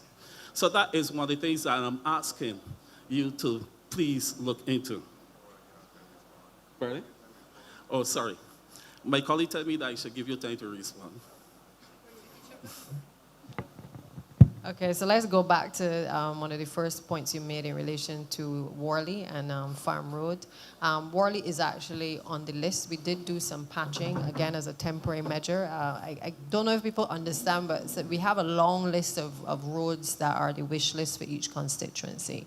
And then we have to make the assessments, particularly for the mill and pave, as to whether, what's the nature of the works that have to be done. Are we going to have interference from the utilities? How long is it going to take before we can actually get to actually milling and paving the roads? So the decisions that we're taking right now on this particular program really relates to whether the road is going to require limited intervention by the utilities, and in a sense, if it can be a quick fix in terms of the paving. So when we looked at the Worley Road, again, the decision was taken while we're going to do Highway 1 and we were doing a number of the other areas in the Speightstown area and generally in St. Peter, to get to the other parts of the country. And in fairness, while we have focused a lot on the north of the island, and Prime Minister will tell you we're doing a tour tomorrow, and I was saying to her that we haven't really gotten into the Christchurch and the St. Philip and certainly the St. Michael areas, because the last few weeks have been spent on St. Peter, St. Thomas, St. James, not even St. John, parts of St. George. The focus has really been in this part of the country because it has been neglected for so long. So put simply, Worley was focused at this point on the pothole patching as a temporary measure to be able to come back at it once we are able to touch at least each of the 30 parishes with at least some level of work for the other residents as well. It's really a case of priorities. And as I said, I know everybody has their own priorities, but we're also trying to prioritize to be able to ease some of the pressure in key areas, and particularly areas that are access roads to highly trafficked areas across the country as well. The Farm Road bridge, the challenge that we're having there is that has to be outsourced because the work is a bit more complex in terms of what has to be done. And so a decision has been taken to take that outside of the ministry and instead to project that for independent contractors to be able to weigh in. Now, at this point, I think you can appreciate we have two of our major contractors are actually heavily involved in the Mill and Pave program. So again, we are trying to juggle in this dry period to spread as much of the works and the repair program as we possibly can over the next few months. You mentioned the routes. We are looking at the route rationalization across all of the routes as the Barbados Mass Transit Authority will come into play over the next few months. The intention is that we hear from the public what are the concerns in terms of new developments that have arisen, new routes that they would like to see, and be able to allow that information to inform a better allocation of roads across the country. And the truth is, from many of the parish speaks, we've actually been able to make some adjustments to the allocation of public service vehicles on the roads. There's still some tweaking to be done, but at least that process has started in terms of rationalizing the routes and certainly the permits as well that are allocated to persons across the country as well. So I hope that clarifies a few of the things you've raised. I appreciate your candor and your response, madam. Just kind of a digress. I know earlier. Just hold, because there were some other issues that you raised relating to the bush and plantation. Thank you. Right. So, in addition to what the Deputy Prime Minister was saying, we are also bringing legislation very shortly, and that legislation will take into account plantations and making sure that their verges are maintained so that wouldn't have that amount of overgrown. And I do appreciate what you're saying. Sometimes you have vegetation encompassing into the road and taking up part of the road, and therefore it has an effect on the traffic and so on. But legislation will be coming to Parliament very shortly to be able to deal with all plantations who have areas that they must maintain their verge. And then respective residential people must maintain their open lots to a certain standard as well. So we're bringing legislation for that very, very shortly. Yeah, because one of the things that I have always smiled about, and I know one of your colleagues in the cabinet have always been in the forefront of saying that we need to plant more trees in Barbados. From my vantage point, when I go and I go on what I call it on my cliff and overlook, one of the things that I dislike seeing is the amount of what I call Barbados brown beans in abundance, vines in abundance. But I also see a lot of bush, a lot of trees, etc. So I always kind of wonder, we have so many trees. Is it the case that they are not where they should be located? Because if you drive across the breadth of the lake for St. Peter, etc., you see an abundance of trees. Sometimes an abundance of bush are overgrown the areas also. But my major concern is all round bees. And this is at the time where they become a nuisance in themselves. I think you raised the issue as well. William, please address it, because I know we have others here to speak as well. And the other issue about the housing areas that you thought were done. Right. The other issue you raised was the plot of land at Black Bess, which we call the Bacasa development. That was the name. And that has a planning permission. I'm not sure whether it's still a valid planning permission, but it did have a planning permission for an inland hotel and for a golf course in that region. But what has happened is the developer never followed through.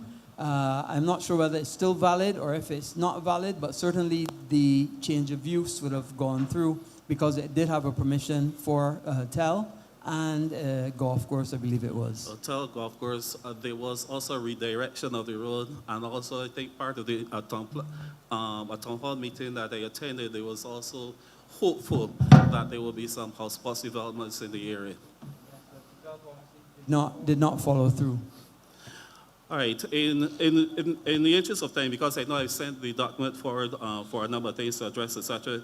The one thing that I would also mention at this point in time in terms of sports, in terms of play field and their need of maintenance upgrading play fields. One of the things that I would also suggest, and I know the Prime Minister had also mentioned the whole fact of the probably development of mini stadium across the lake and breadth of Barbados. I feel, and I would strongly suggest, that there is a need for what I call a proper mini stadium in the Spiceland area to service the north. And that has come out recently where they recognize that the Usain Bolt facility is the track cannot be used, the stadium cannot be used, and I'm not sure where it is well built. But I feel in order for the development of sports and also to cultivate a culture of excellent sports, that we need a proper stadium that can be used for netball, football, track and field, amongst other things. I would also suggest a swimming pool. You're pushing an open door. You're pushing an open door. And the truth is that Sports Council had an offer which they did not move on fast enough with respect to a swimming pool at Clinkets, Half Moon. And I've asked them, please, in fairness to them, it came during COVID, but work still needed to be done. With respect to the bleachers, my understanding is, where's Sports Council? Are they here tonight? Yeah. Come forward, Neil. When are the bleachers coming, please? Mr. Merle? Good night, sir. Good night, everyone. The bleachers are coming, the first set on February 27th.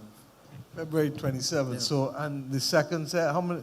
Because we've agreed that we would expand them. Yeah, about 2 sets. I think one is going into manufacturing production now. Mhm. So then the other set will come just. So how many probably we 2 months out. expecting overall in this first? The first set is about, shipments? 50 sets of bleachers. Yeah, but each bleacher holds how much? The 50 don't mean nothing to nobody. Each bleacher holds between 500 and 1,000. But that's the whole point. Yeah. So depending on the particular bleachers, what you're talking is accommodating significant numbers of persons. Sure. And while we will allocate them across 10, 12 grounds initially, they can move if there's a special event at a particular facility. Is that correct? Correct. And then the second part of it, sir, is supposed to be the fencing and the landscaping, correct? Correct. So that we balls on the outside going out for the fencing, Bougainvillea and Pittsburgh or Nîmes or something so that the fence doesn't break down and don't have to be replaced every 2 weeks or 4 weeks, correct? Yeah, and we started that project. And the reason the fencing is important is to allow those grounds that have the fencing to be able then to have communities have games that they can charge a little entrance fee and offset what they're doing. Is this correct? Correct, ma'am. Thank you. Correct.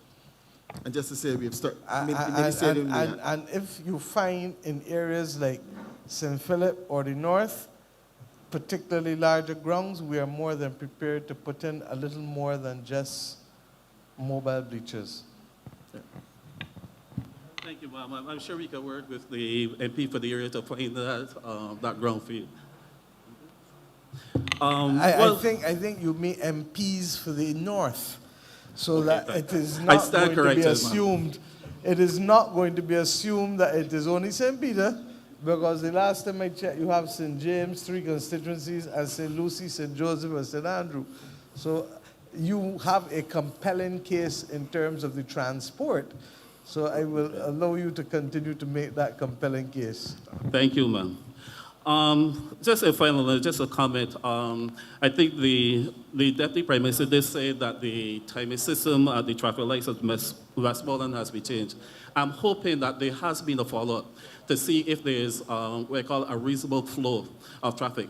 I hear and I appreciate persons talk about the junction and how dangerous the junction was, because I've had the opportunity the Saturdays either going to St. Silas or coming from Westmoreland and try to get to that area, know how sometimes it can be. But what I found was rather disconcerting is the fact that when you put in the lights, which was address one problem, it created another problem, and there was no follow-up on that. There was a running joke in which Sundays coming home one evening, I find it was easier to, when I get to the Lancaster roundabout, to go through Orange Hill, come down Orange Hill, and get through the lights before persons can actually traverse that section from Lancaster to the lights.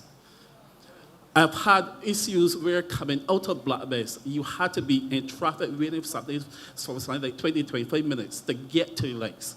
So it was not really an issue of the fact that we didn't appreciate that the lights was put in there for a particular reason.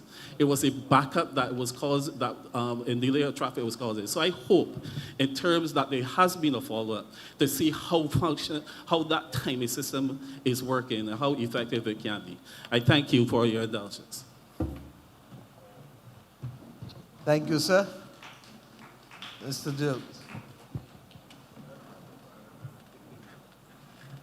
Prime Minister, Member of Parliament, Colin Jordan, other members of the head table, a very pleasant good night to you all. My name is Frank Jills. I am originally born and raised in Six Mains, presently living at Maynards in St. Peter. Before I get to the meat of the matter of what I come to speak about, which will be Six Mains issues, I just want to make a preamble statement and say that to those persons who would say to Barbadians that democracy in this country is under threat, I want to say that tonight I feel comfortable that democracy is active in Barbados.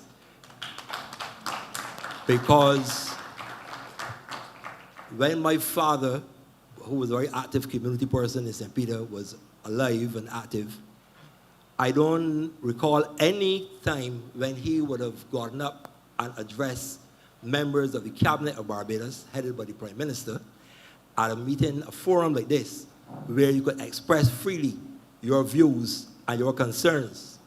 So those persons who say democracy is on the threat, I think they need to take a back step and examine what they're saying, because I feel proud tonight that I'm here addressing members of the Barbados cabinet, headed by Prime Minister. Now, I'm not a great speaker, but I have some competence when it comes to writing. So this evening, as I sat at home thinking about what I want to say in connection with Six Mains, which is my main concern, I decided to go on my computer and just type out what I want to say. And I would like to, after this also, to present a copy of it to the Prime Minister and a copy to the MP as well.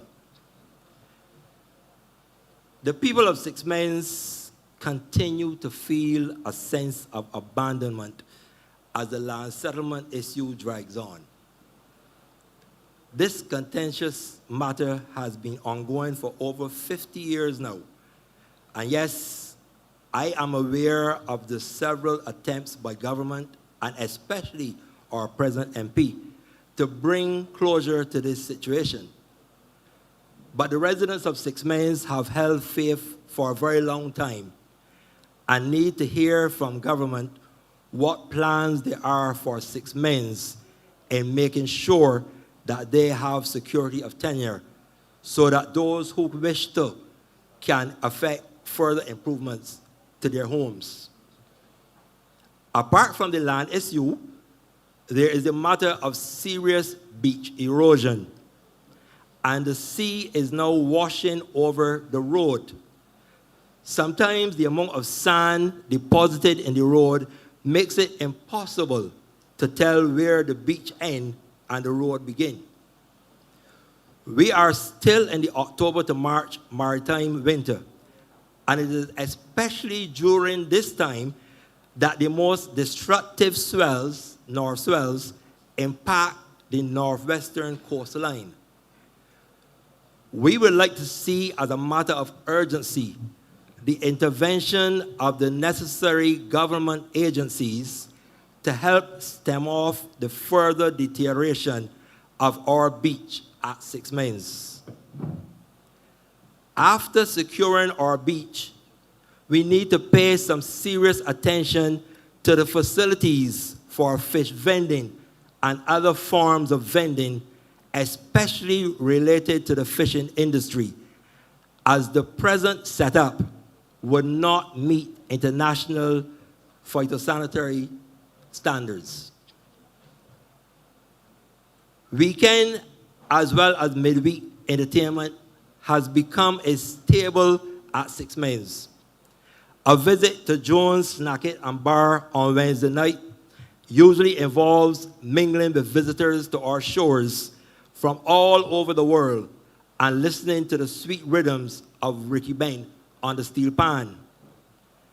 Every last and first weekend in the month, there is karaoke, either at Jones, Paula, Brady, or Nita, just around the corner. Still more entertainment will be coming as we look forward to Sippin Lake Beach Bar reopening soon. That's the beach bar on the beach side. I said all that not simply to advertise the bars of 6 Mains, but to demonstrate that there is economic activity of a positive and developmental nature taking place. But we need government to commit to building out the area in accordance with the activities already taking place there. Plans are already on the way to hosting Fisherman's Day the last weekend in June. And we are already looking at making it even bigger and better in 2025 when we invite Bajans from the diaspora to gather once again. I hope that by 2025, 6 Mains would not look like it does now, and the facilities will be much enhanced with all the modern amenities. Madam Prime Minister, parliamentary representative, and other members of the head table, I am confident that you will do your utmost best to see that these concerns are addressed in short order. And I know, Prime Minister, that with you leading the fight internationally to bring attention to the devastating effects of climate change, what is happening at 6 Mains must make your priority list. I thank you. Thank you very much. Thank you, Mr. Jokes. Let me also say to you, you know how I feel. When people tell me that we don't know what it is to be living in a climate crisis, I carry them to 6 Mains. See, the Minister Duguid and others know that we have been working assiduously on trying to solve a problem that for 40-something years has not been solved. It is not easy. Having said that, we're satisfied that we will continue because there are too many houses, over 200 houses, 200 people living up in there, Colin, in the back, and you're absolutely correct. The people do not have security of tenure. This government is addressing the issue in Bell, it's addressing the issue in Bellevue, it's addressing the issue in Bailey's Alley. It will address the issue in 6 Mains too. As it relates to the vending area, only today, Cabinet addressed the issue of having to deal with the Oystons because of the conditions there as well. And Oystons is much larger than 6 Mains. We will have to find a suitable way of addressing 6 Mains, but 6 Mains is more complicated for the very reason that you just said. I was actually trying to bring up on my computer, the phone is a computer nowadays, the cabinet papers from today, because we do have a program with the IDB that will address a number of beaches here in the north. I'm not sure, that's the point, I'm not sure that Six Men's was in there. And therefore, the cabinet heard me say today very clearly that I am of the view that without prejudice to what we do with the Inter-American Development Bank, that we may have to investigate getting a dredge and a barge to be able to work continuously, because the government cannot continue to have this piecemeal approach. And quite frankly, when we outsource it to the private sector, the prices at which we're paying, which is what has happened for 40 years, is much higher than if we trained a crew, had the crew attached to the Port Authority, and had the port responsible for the barge and the dredger working day in and day out. Because when we finish with the West Coast, nobody don't talk about the East Coast, you know. But the East Coast got the same problems, and it has become worse. So if you talk to coastal zone, Barbados has at least 6-7 years of serious beach work to do across the entire country. Okay? So it is a little too early. The government has, and I said it earlier tonight at the Nurses Association, our major priorities now, for the first time since coming to office, we are getting the opportunity to be able to deal with education and health in a serious way. The first 19 months of this government was spent in dealing with debt restructuring, because Barbados was the third most indebted country, debt to GDP ratio in the world. When the debt restructuring finished in December 2019, what happened in January 2020? COVID. And we spent the better part of 3 years dealing with that, down to the fact of having to deal with 52,000 people unemployed, drawing from the Unemployment Benefit Fund, and then introducing business interruption benefits for self-employed people that never existed before, and I can go on and on. This country has made its way for all of us by reason of its investment in education and health. On the other hand, and people ask, Prime Minister, why are you doing this and we're talking and you always out there talking? Where does the road hit? The rubber hit the road. Water, coastal erosion. Every so often, we will get a storm, a hurricane. And I hope that we will not get one in a hurry again, because the one that went over us in 2 hours caused real damage and cost us about 1.5% of GDP, or over $150 million in infrastructural losses and development. I say this because if we are to continue to spend money on both people and environment, or people and planet, as we say for alliteration, you are a writer,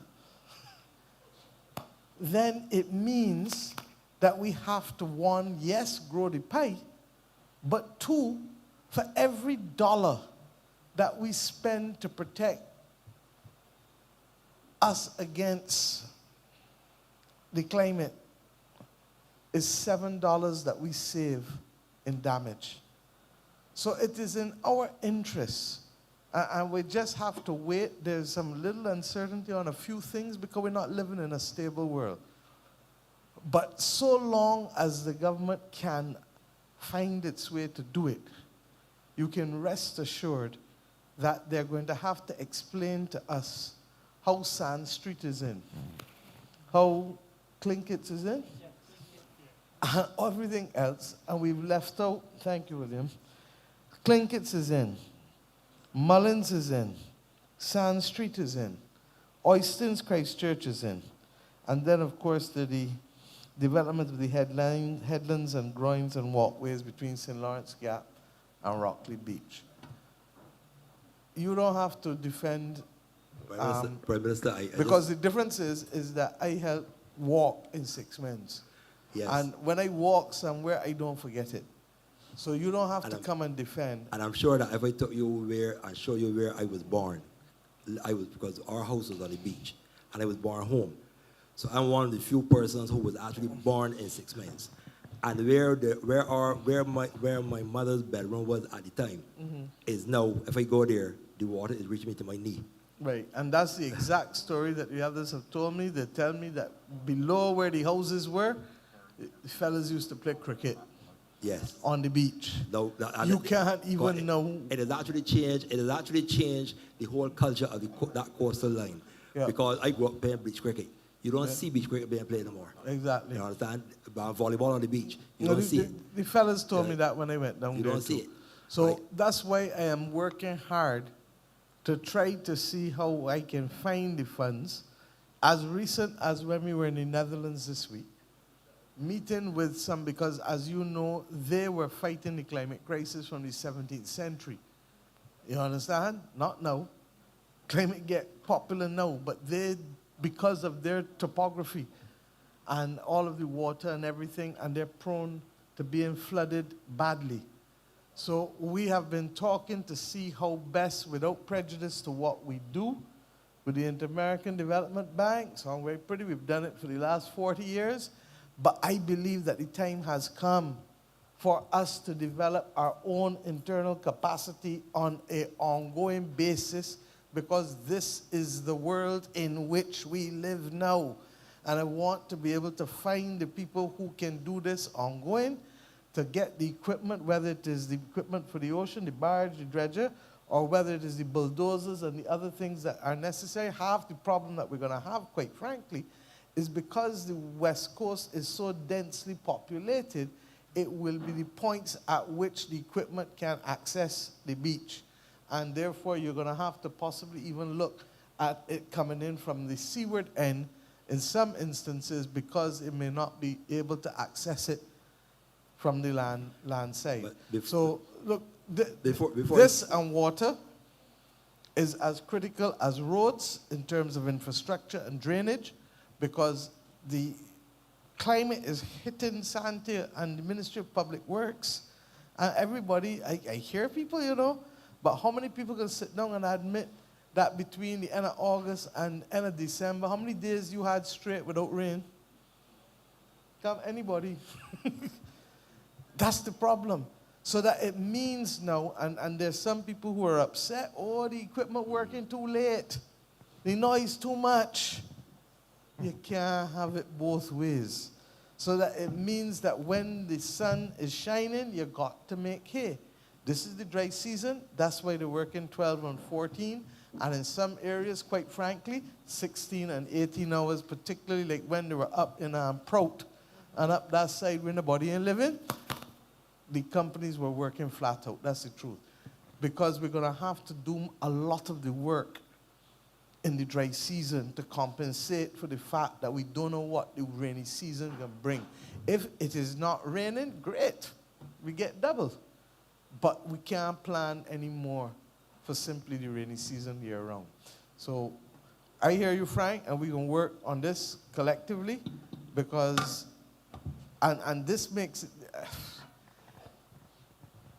because of the example of 6 Men's, it means that we can continue to make a case to give us more elbow room and more fiscal space and more grant funding in order to be able to resolve it. But the big issue in 6 Men's, has to be the resolution of the land issue first and foremost. The government will do what it has to do with respect to the coastal erosion. I just want to say, Prime Minister, before you go, I just want to say that the issue of 6 Men's has been so important to me, and also shared by my brother, that we have done 2 things in terms of, because we see 6 Men's not disappearing physically, and I hope that don't ever happen, but disappearing in terms of the culture of the area. And one of the things that we did to help to preserve that memory of the culture is that we produced the first documentary was produced on 6 Men's, in conjunction with Board House Productions, Dr. Miller, and myself. And then a year and a half ago, my brother and I published a collection of poems entitled Seawater and Sand, which sort of chronicles our work that we wrote, inspired by the culture of the coastline and the fishing village. And it captures that culture that is now missing in Barbados. Right? So I just wanted to put that there. So thank you very much. Well, thank you, and rest assured that some things take a little longer than others, but in no way is our commitment in any way diminished on resolving this wrong thing to make it right. Please. Thank you, Prime Minister. We have 5 persons in the seats ahead of me, but we have 7 people on my list, so we're going to need to move rather briskly since we are almost at the 9 o'clock hour.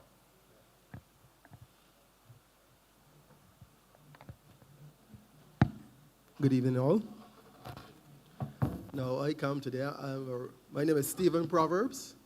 I'm a resident of St. Peter, live in Tree Hill, St. Peter. I'm also the former acting principal of the Alexandra School, this school. I come today not to lay any complaints, but to make a proposal and seek the partnership of our Honorable Prime Minister, Deputy Prime Minister, and the Minister responsible for St. Peter, Mr. Jordan, Ian Motley, Sanjay Bradshaw, Colin Jordan, for a proposal I want to suggest. And I'm very glad that you touched on the topic of climate change, because that is, in essence, what my proposal relates to. And it's entitled, Small Island Developing State Response to Climate Change Through Education Reform. The case for building climate resiliency and sustainability through education reform at the Alexandra School in Barbados. So it's a project to look at resiliency at this school.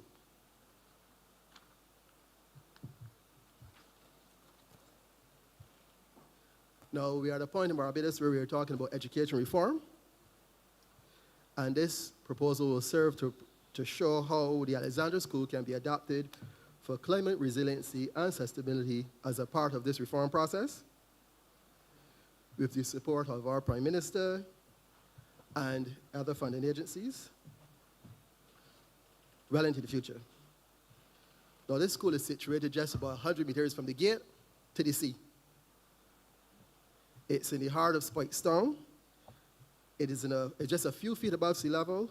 It's low-lying, it's flood-prone, and it makes it especially vulnerable to climate change. Actually, last time I spoke at this school was when the Ministry of Education was here doing an expose on the education reform, and the day after, this same school was flooded, was underwater, and was shut for flooding due to some of the same issues that I would have spoken to. Now, we looked at Honorable Prime Minister on October 5th of last year at the launch of the education reform titled Reimagining Education in Barbados, A Bright Future for Every Child. You mentioned that audits are currently being carried out within the Ministry of Education to determine which schools would be best suited for being senior college of excellence and junior colleges of excellence. And you also mentioned that among the areas of study for the senior colleges of excellence would be the blue and green economy. And I'm proposing to you, and I also will propose to the Ministry of Education, that Alexandra School is ideally suited for development as a center for research in the blue and the green economies. Actually, the school is painted blue-green. The tunics of the school are blue-green. The school really needs to go blue-green. I also highlight in the proposal the challenges posed by climate change, but I also look at those challenges instead of something that is a negative, but as opportunities for how we can develop the school to address them, and opportunities with the help of the Prime Minister on how we can seek funding through grant proposals to achieve that. And I myself have a limited experience with writing grant proposals for funding educational development. I actually raised $450,000 for a sustainable agriculture project at another secondary school where I was the deputy principal and the head of science in Barbados. And that was through writing successful grant proposals. And I'm willing to put in the hard work with the support of the Prime Minister and the agencies which I will outline to do the same for here. Now, the ministry had talked about the education reform being one where it's targeted at being fair, being firm, fair, inclusive, relevant, and modern. But I also want to make here firm, but I'm looking at it as being forward-thinking, imaginative, resilient, and a model for others. When I say forward-thinking, what I'm talking about is developing an institution that catering for the educational needs of now, but also for the future. Focus on the next big thing as it relates to, because a lot of what we learn today might not be relevant in 5 years. It might not be relevant in 10 years because the world is changing, and it's changing at an exponential rate. So we need to be forward-thinking. And we're looking to train in all the new jobs that will be coming forward, even more so in the blue and the green economies, due to climate change and having to address these issues. We want a place that's imaginative, reimagining what a school is, what a school does, and the purpose that the school serves. And we want it to be resilient because we're talking about resiliency, but we also want to build and construct and develop an institution which is in itself resilient and which exemplifies, when you look at the institution, when you look at how the buildings are constructed, when you look at how it is maintained with resiliency in mind. No, but students and the ministry would suggest involve proposing how it including how it can be tied to the with the green agriculture is one of my personal things in the department.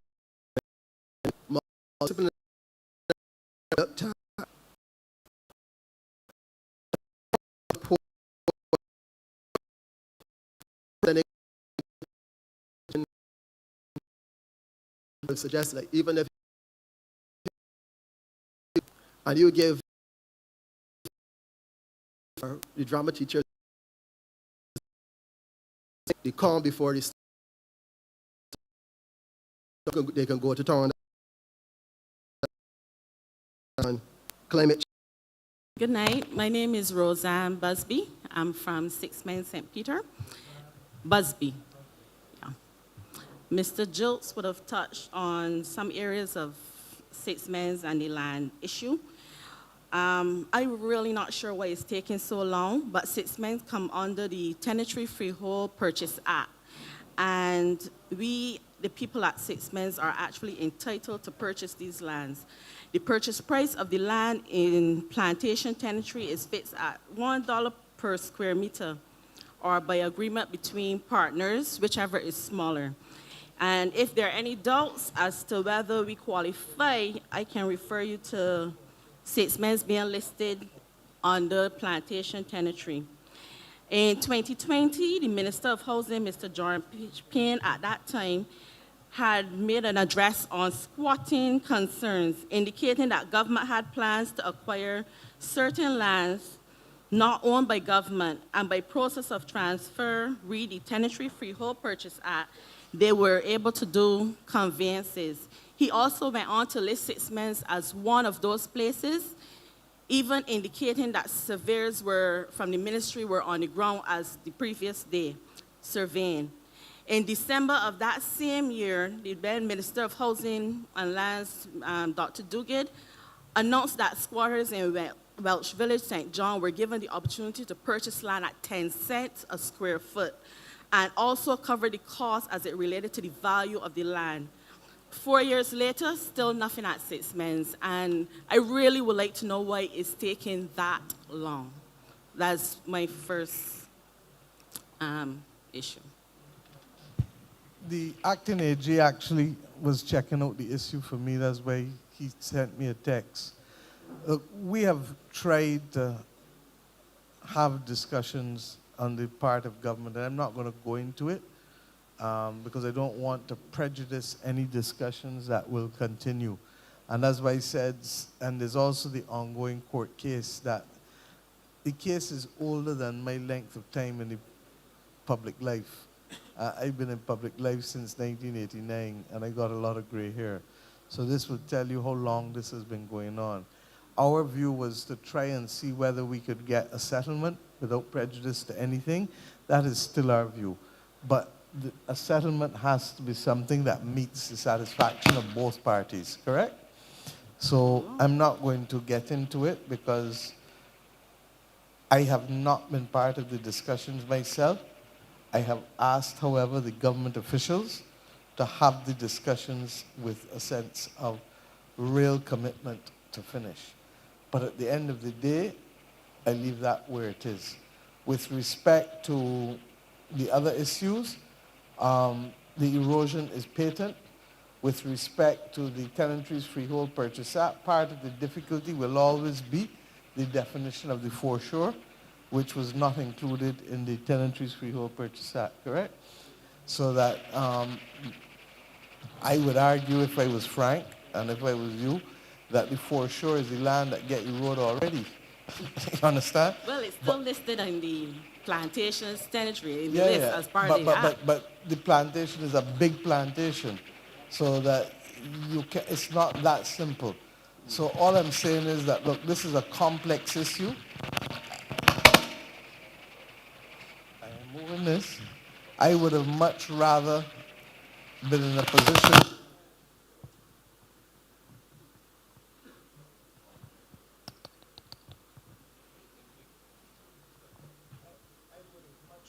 be in a position where this issue had been resolved in the 80s, in the 90s, in the 2000s, in the 2010s.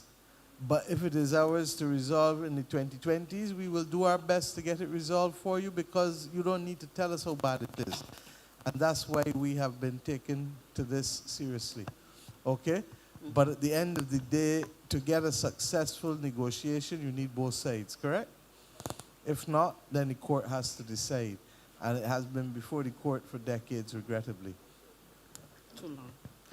My second area that I wanted to discuss was the proposed Pine Hotel at Sixman, the previous Nikki Beach site. I would have attended the meeting they had in September on the environmental impact assessment report, and suggestions were made by the engineering team re the stormwater drainage runoff system and to upgrade the outfall to the north of the property in order to manage the runoff better to prevent flooding to the nearby residents. Also, a reverse osmosis plant was suggested as part of the plan, because of the expected water usage being 35,000 to 40,000 US gallons to cool the AC towers. And this doesn't include the actual laundering and maintenance that the hotel would require.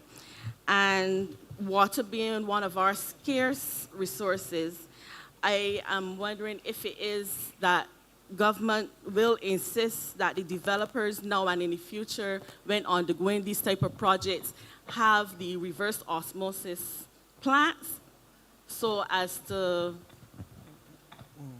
Go ahead.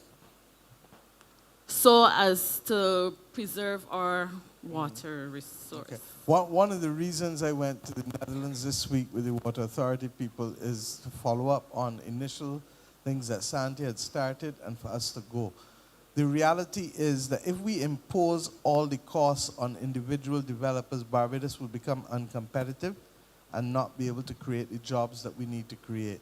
So there's a balance between what individuals will carry and what we must carry as a nation. One of the reasons why we got the grant money, the $80 million grant money, is to be able to offset a lot of the things that we're facing as a result of the climate crisis. Suffice it to say that there are two containerized desal plants in the north, but without prejudice to that, we have also been looking at the issue, thank you, of groundwater. And for the last, 9-10 months, the Caribbean Institute for Meteorology and Hydrogeology, led by Dr. Farrell, has been working with the Water Authority to be able to look at the groundwater. We actually took a presentation 2 weeks ago with respect to Mount Poyer, and we're also meeting with the Dutch to see how best we can extract and protect as much of the groundwater as possible, and then to see whether there are any possibilities for damming water before it goes into the shore. You can't get all of them, but all of it rather, but to see what is possible before we go fully to desal water, reverse osmosis, etc. So that is where we are now. I don't want to prejudice the outcome because we left the others on the ground in order for me to come back, and they'll be back by this weekend. And we will have a review as to what is necessary and what is critical for us to deliver. But whether we like it or not, Barbados is a water scarce country and has been for some time. Don't mind we don't get on so sometimes. It has become more acute in recent times. There have been some investments that are massive that have some plants. Sandy Lane Hotel, for example, has an RO plant. Not everyone, however, is going to be able to do it as a development. If not, Barbados will be uncompetitive, and they'll go to another country, and we will not get the jobs. So there is a delicate balance in terms of how we go forward with it. But really, the groundwater issue that you would have just mentioned, a lot of our aquifers were destroyed. So the groundwater is not going to... I don't know, Alex, you want to speak to that? Because I'm not sure that I can say that a lot have been destroyed. I can say that a few have been under threat. Including the one by Port Ferdinand, that Right, one. but I can't say that a lot have been destroyed. So I'd like the expert, Mr. Eiffel, and them, in the absence of the others from the BWA, to address you, because it's important that we operate from the same factual basis. I do know that there is a risk of saltwater incursion in some of the aquifers, but I don't know that it is fair to say that a lot have been destroyed. Alex? No, yeah, this is a perception that people have, because one of the things in relation to, say, Port Ferdinand, people see that the area had brought water into that area, which was a natural water area before anyhow, and assume that this has negatively impacted our aquifers. That is not so. What has happened over the years that we've been using more water, we have been facing a very aggressive climate change, where we have long dry seasons. We have not moderated our own water demand. We still use the same amount of water or more, and therefore we suck more water out, less water is coming in, and therefore you get saline intrusion at certain times. And we moderate that by adjusting our pumping. So, and this was the debate that went out on the radio for a time, saying that, oh, they brought the water inshore, and it's therefore had impacted the aquifer. That's actually not my perception. Right? But basically, what has happened is that as the climate has changed and we pump the same amount of water, what has happened is you get the perturbance become more and more visual, or impacted more. But the aquifers are not destroyed. They are impacted at certain times this year by saline intrusion. That is why we manage our pumping to control those impacts. What you're doing effectively is moderating the pumping to ensure that they're not destroyed. And why I asked Alex to speak is because when we came to office this last time, the first time, Wilfred, you were the minister in charge of water that came to us and told us that we're going to have to shut down pumping in this particular district in order to protect the aquifer and to ensure that we do not destroy it by the saline intrusion. So that's how I know, and that's why I've asked Alex to speak to you. To the best of my knowledge, if it has happened, they have not advised me as Prime Minister, and certainly as Line Minister now for Water, that we have lost a whole set of aquifers. I don't know if you received any such advice either. We haven't. No. But we are trying to protect what we have. We know that there have been one or two, but we are trying to protect the majority of them by moderating the pumping. Yeah, the impacted doesn't necessarily mean destroyed. Okay. I wouldn't argue anymore, but read the next point would be read the milling and paving program. I'm hoping that Six Men's is included in that, and I would have spoken to Mr. Jordan and Mr. Duguid when they had a meeting outside Pendry, read the areas in Six Men that would benefit from the milling. So I'm hoping that we can go forward with that. Okay, thank you. That's fair, madam. That's very fair. Thank you. Thank you. Yes, ma'am. Good night. First thing, my name is Pamela Orwell, despite the bypass road, St. Peter. The last time I was here, I had asked about a number of roads. So far, I have to say thank you for doing lots of the roads around this area. Thanks for doing the Warley Road, but it is not up to standard as yet. I see that they were doing some work up to today. Thanks. And the Wim, thanks. I don't live in those areas, but I have to use the road to get home. Hopefully, I see that you say that you're going to do Highway 1. At least I noticed that the things were across the road from yesterday. I hope that I go across there later tomorrow, I will see some progress and it will be completed. Not just start and halfway done. So thanks about that. The other problem is the beach access here below the boardwalk. It has a little gate across it. It has tables and chairs and what's not. And you call that Prince Alfred Road. Well, that have a lane. It has a bit of thing across the road, halfway. I don't know. I would like to get to the beach, but I don't want to go down there and fall and break my hand and my foot. So I will hope that something is done about the beach access. The last point that I'm going to make, it pertains to hospital fees for colonoscopies.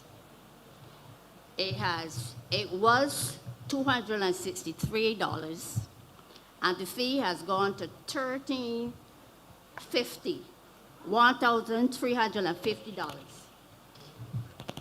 That is only using the facilities at the hospital.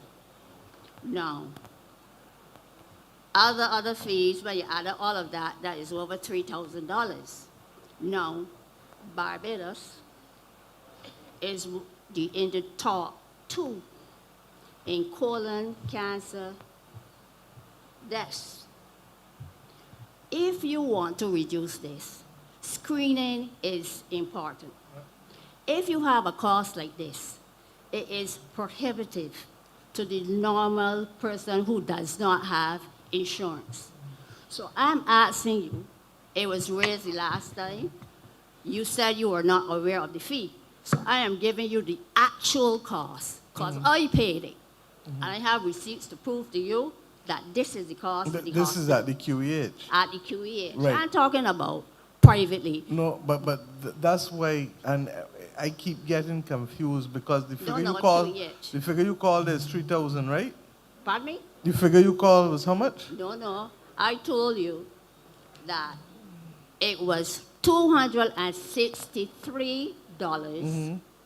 The fee has gone to $1,350.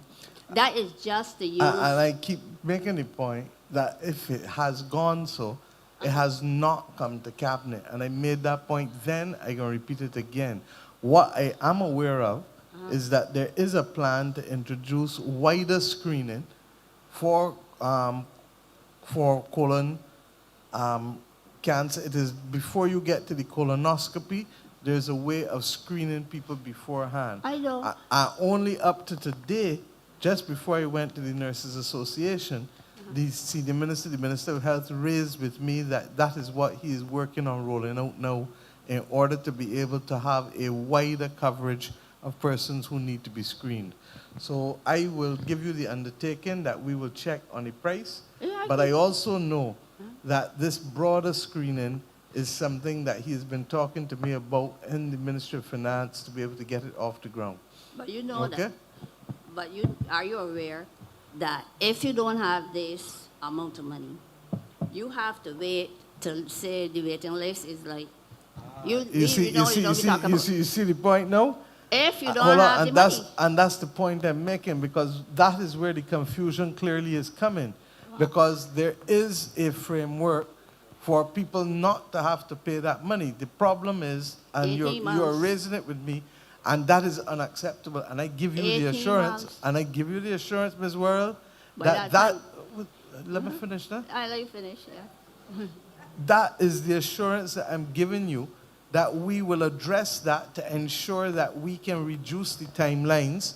I have had now 3 meetings with the Ministry of Health since the beginning of January, looking at the total deconstruction and reconstruction of certain aspects of the Queen Elizabeth Hospital.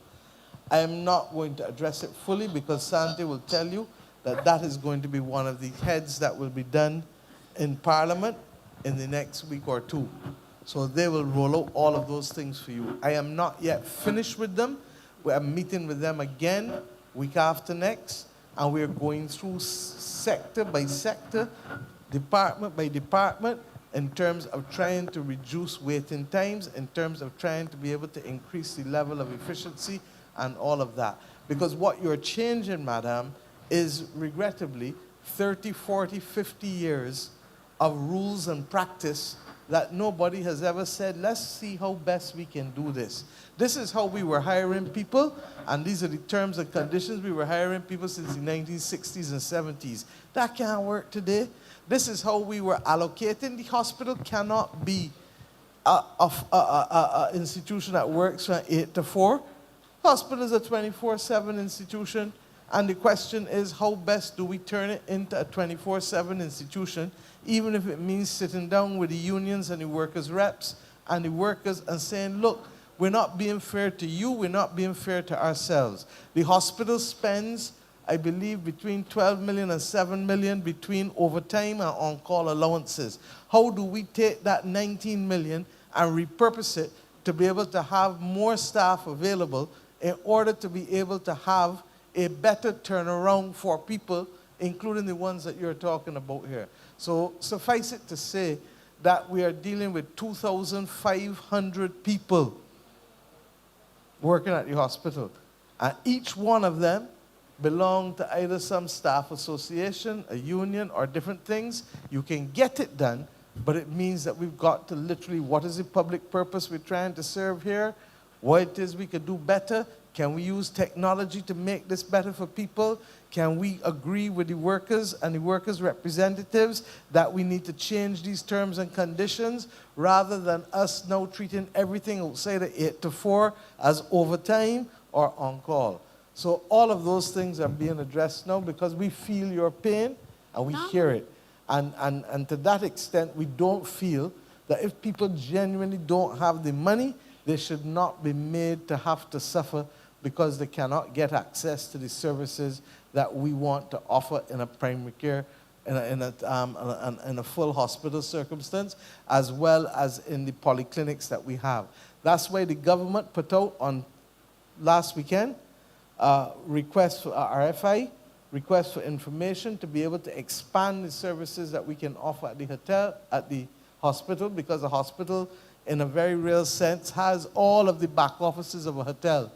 But it is being asked to function 8 to 4 when a hotel functions what? 24/7. 24/7. Can't work.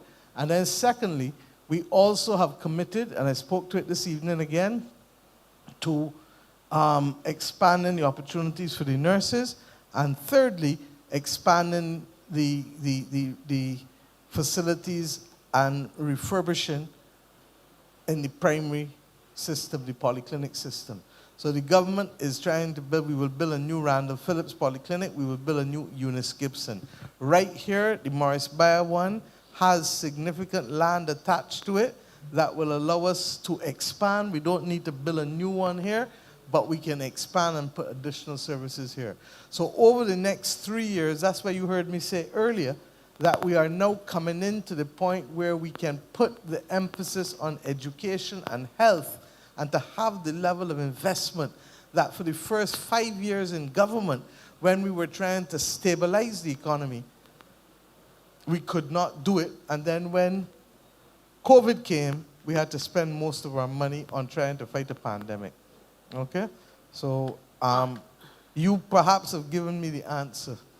Because the difference is, it is not that everybody has to pay that increased amount.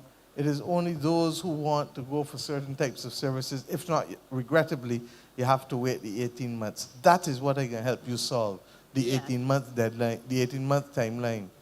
Because, all right? Because why I ask this question, why have I raised this, is that the timeline, 18 months, 18 months, the diagnosis, it makes no sense then that person is on their deathbed. So it makes no sense. Madam, I hear you so much you don't even know, because let me tell let me tell you, because I don't play. You understand? And when it comes to colonoscopy, the doctors tell me come back 3 to 5 years, and I go every 2. Because I know that it is the one preventable form of cancer. Yes. Because if you can take out, although the scientists will tell you nothing is preventable, but 99.99999%. Because if you take out the polyps, the chances of you getting cancer are minimal. And if you get it early, you can save people. So I am with you. That is why I'm having all these sessions and trying to stabilize this economy to make sure that the economy earns enough for us to resume normal service with investment in education and health care, while at the same time trying to find additional resources internationally to help us from the roads to the coastal infrastructure to the drainage and water, because that is where the climate crisis is choking us and trying to take away the money that we would spend elsewhere. When you heard me go to Paris last year with President of France, it was to make the point and get the world to recognize, do not ask me to choose between people and planet, because it's a false choice. Are you going to save the planet and the people going dead? Or are you going to try to save the people and ignore the planet and the people going still dead? It is a false choice. And that is exactly what we are contending with as individual countries. So that we would much rather not be here, but that is regrettably what we have to deal with. Both the environment and the people. Okay. Okay, I'll hold you to it, because the next time you have it, no, please I will be asking again. Please because reduction in the cost is the key. Well, no, not necessarily reduction in the cost. Yes, more people will be able to go. What we're trying to do is to reduce the timeline so that the people now who don't have the money should not have to wait 18 months for that. And that's what, so we need enough doctors and enough procedures. We need to get all the surgical theaters working, even if it means agreeing that 3 or 4 of the theaters can be shared with the private doctors in order to get the other 8 or 9 working. But you got to remember, say one thing, say next. I laugh, because he chair a hospital. Everybody here don't want to address the elephant in the room. Yeah. And the elephant in the room is the terms and conditions of engagement for people that go back calling to when? The 1970s and the 1980s. And I've said that the tail cannot wag the dog, because people like you are coming forward and making noise. So I hope that when this conversation starts to get more complex and more in-depth, that people like you and others are going to keep coming forward, because the government is trying to make a change in whose interest? I will hope, boy. I will hope so too. And all the public. The other question is, you were supposed, or I thought that they were having renovations at the hospital. Like when you pay and you go to a private ward, things in there are still obsolete. You could check. Madam, I want you to go and turn right when you left this school. Turn right? Yeah, go tomorrow and turn right and go down to Harrison's Point. And see, no. Turn right. Turn right. Because you heard me say just now that the government has only now put out a request for information last weekend in the newspapers in order to be able to do the expansion at the Queen Elizabeth Hospital that we spoke about late last year. The reason why we couldn't do it before is what? You know how much money we spent at Harrison's Point? Money on COVID. Hold on. No, you know how much money we spent at Harrison's Point to make sure that the majority of people who came into the hospital would not have to stay in the hospital, because if COVID ever caught at QEH, do you want to know the kind of horrors that we would have seen at the Queen Elizabeth Hospital? So that the government borrowed money from the European Investment Bank at 1.65%, very cheap, in order to be able to take a building, Colin. We left, you were renaming the road down here after Kiara husband's the afternoon. And I left you and went with Dale Marshall at 5:45 the evening at Harrison's Point. When we got up there, the bush was 15 foot high. Everything, literally, was ripped out of the walls. And in 4 weeks' time, you had a hospital with more ICU beds there than the country ever had in 50 years at the Queen Elizabeth Hospital. I know. No, but no, we're not being fair. And you know that, Ms. World, I can be with you. I can give you the reduction in time at the hospital for the colonoscopy. But don't pretend as though the government did nothing with respect to the 3-4 years, because not only did we have to turn around and deal with Harrison's Point, but we then had to turn around and get additional clinics and spaces in St. Lucie with the district hospital, in Dr. Sparman Clinic name. We then had to use that in order to take some of the pressure off of A&E. And thank God we had agreed to build a new accident and emergency when we first came into office, because if you had the old casualty where the people was up so, you couldn't even then do the physical distancing. Now we ended up with no more capacity with the new casualty because of the physical distancing. But at least we could keep and maintain the same numbers. So I am so with you, but I also want you to remember what we have had to spend money on in the last few years. The doctors, the nurses, everybody, they had to work full-time. The last government removed Flexi from them and the police. Who had to reintroduce it? Us. Then we turned around and we had hazard allowance and all of the other things that we paid people. So I want us, please, to remember that getting through, because we are making a certain noise, getting through the 3 years of COVID was among the biggest burden that we have ever had to carry. And we had to carry it, and we have not put the dollar at risk. We ain't sent home nobody in terms of permanent employment. We had some crash programs, yes, in order to help people live, because we knew that when 52,000 people had to draw unemployment benefit, we had to find a way to keep families' heads above the water. And that's what we did with the ASH program and everything else. Now, unemployment has come back down basically to single digit, and thank God for that. And the amount of projects that we have to roll out now will take care of that. But as it relates to the hospital, I've said to you, we're building 2 new polyclinics, finding the financing for that now. We're refurbishing the existing polyclinics, and we're doing significant expansion at the Queen Elizabeth Hospital. That is all going to add up, and when the senior minister addresses Parliament, he will address what this is likely to cost us over the next 3-4 years and how we're going to roll it out. Okay? Including the objective of getting the hospital to be a 24/7 facility, because without that, we really impotter. All right, the last one that I'm going to ask you to do. They fixed Chapel Street. Chapel Street was fixed, but there's a manhole over 2 weeks now. Ain't many sense fixing the road and leaving a manhole for the next 6 months, then all your money wasted. And by the school, there's a hole there. MTW needs to come and do the little drainage and fix that. It makes no sense doing something and doing an incomplete job, because when you come back, you have to start back from fresh. It makes no sense. Thank you, ma'am.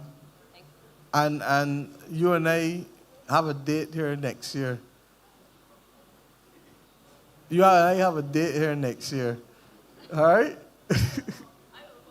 I hope. No, I hope that I will be able to report progress. Yes, sir. Good night to the high table. Madam, first I would like to congratulate you,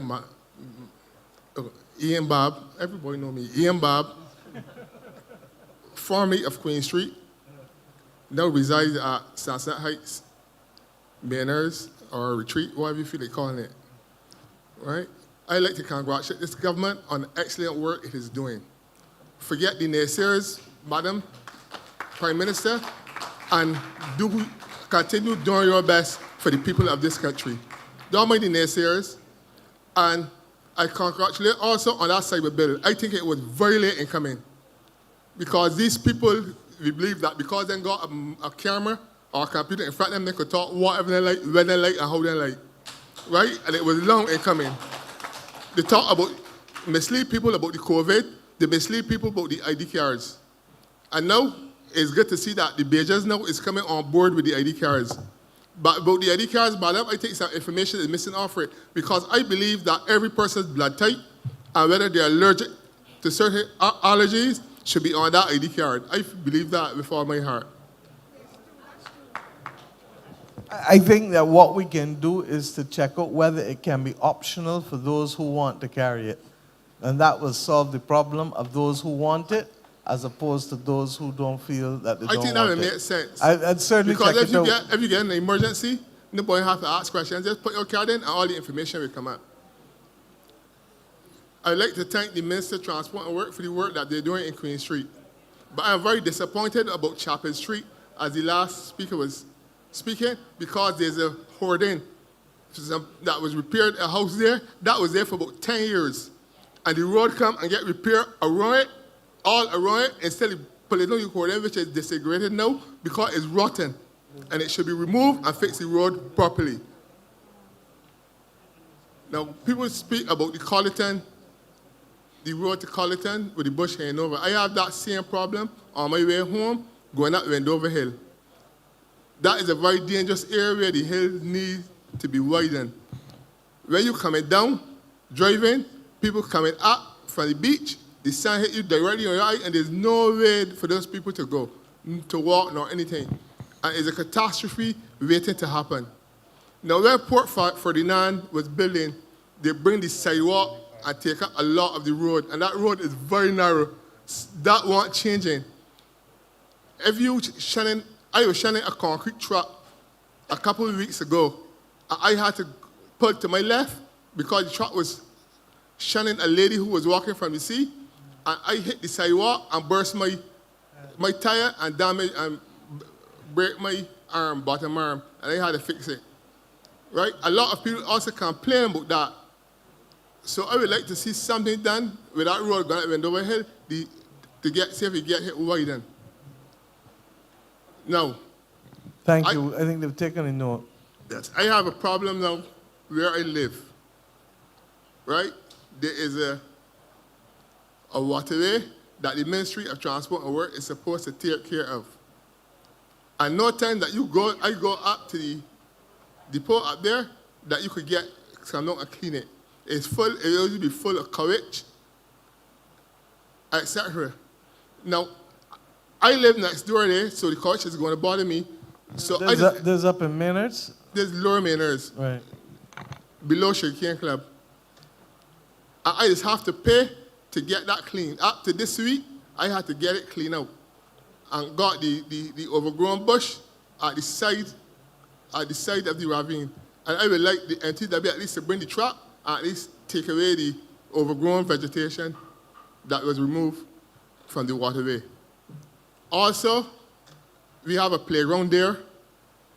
We have a playground that I was been asking for the longest time to see if NTW could come and help clear. We already cleared half of it, but we pushed the overgrown vegetation one side in the heat, hoping to at least get somebody from the ministry to come and truck it away, so that we, the residents of the area, could go ahead and establish our play park. The land is owned by whom? Which land? The play park? Mm-hmm. The play park is supposed to be owned by everybody in the area. So it's a common area for the residents? Yes. Okay, Yes. And nobody takes care of it? We are trying our best to take care of it, but what happened, it was overgrown so much You that when we needed push help. it away, we just want some help trucking away the bush, I and we got could you. do the rest. I got you. So Minister Ford is going to deal with you, and they'll come and sort you out. Yeah. Okay, and get a clean and green site there. Okay? Good. That's much appreciated. Most welcome, sir. Yeah. Now, I have spent over 40 years in the education sector, both in Barbados and overseas. So it would be remiss of me not to say something about the education system in Barbados. Now, I would like to know what the government plan for the Parish school. Good? And it's supposed to be opening back. So, but the minister's here, Ian. I don't want to keep people too late. I'm conscious that it's 10 to 10. But I would invite you, because I know you're a teacher of long standing, and I would invite you to speak to Minister McConaughey and speak, and she can update you on it. Also, I want to go on record and say, I know this is what you can say is very unpopular to some people, but I would advise the ministry to leave the common entrance exam alone. Leave it alone. Something cannot be wrong with an examination where children could get 100% and a big set get 90%. Everybody's have to prepare for exam when you go to school. I am sure that the most of you all at that head table were prepared for the exam because they went to lessons. Children ain't dumb. A lot of children ain't dumb. Children just want a little extra help. And the most of these children who go to the older secondary schools have parents that can send them to lessons. I believe that Ampara School should be a school for remedial teaching only. And when I say so, I don't mean that a child will go there from Monday to Friday, 9 to 3.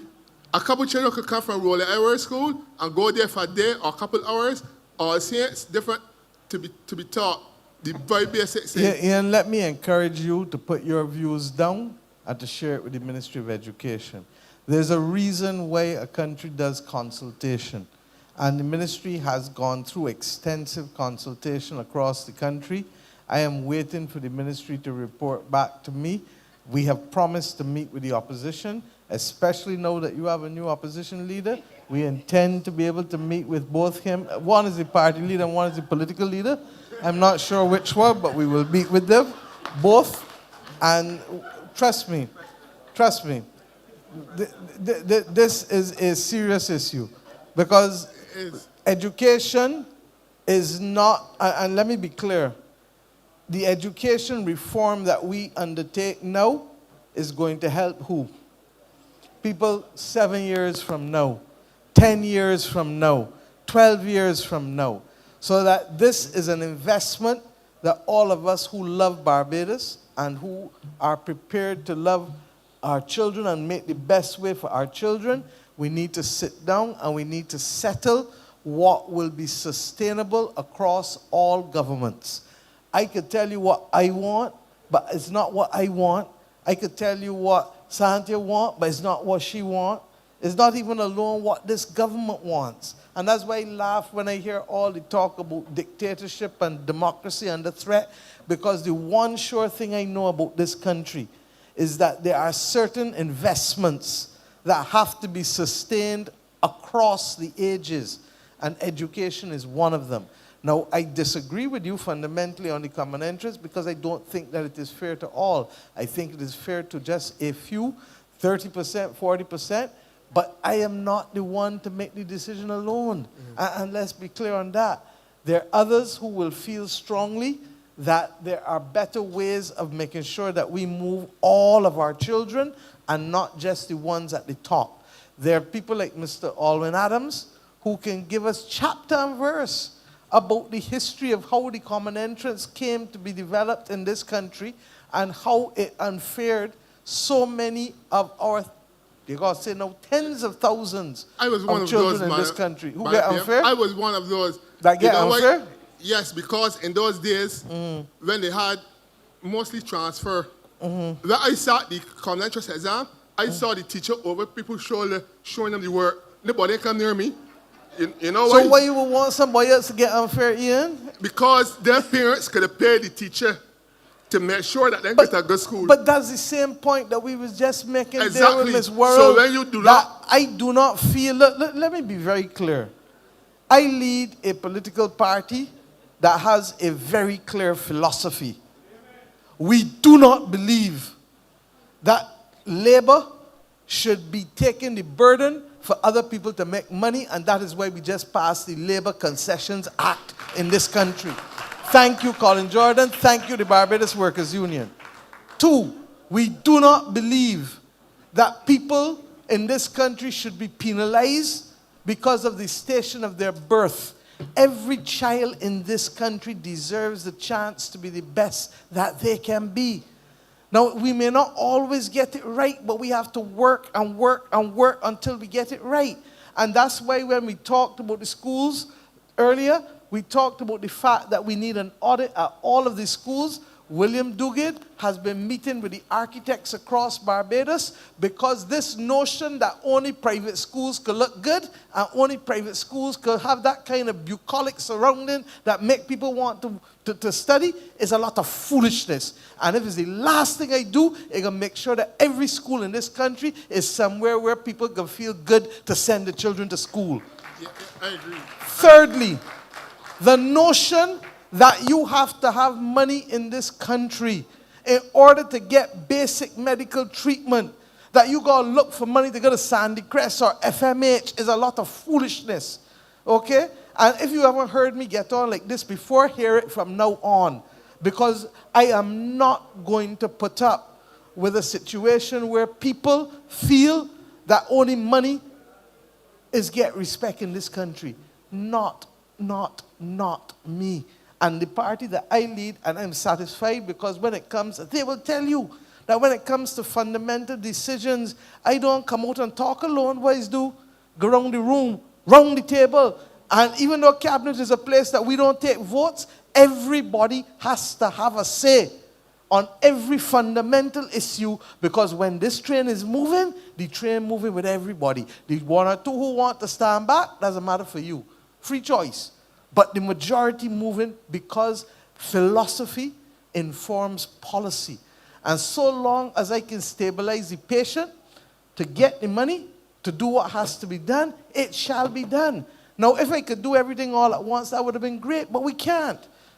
And I said tonight at the Barbados Nurses Association, I'm going to repeat it and repeat it until we get it in our heads. You know how vital foreign exchange is in this country? Everybody know it, right? Everybody know that you don't have enough foreign reserves, the dollar gone through, correct? The value of the dollar. But you know what else vital in Barbados now? You know what is as vital as foreign reserves? Anybody. Anybody can answer me. Anybody. No. people, skills.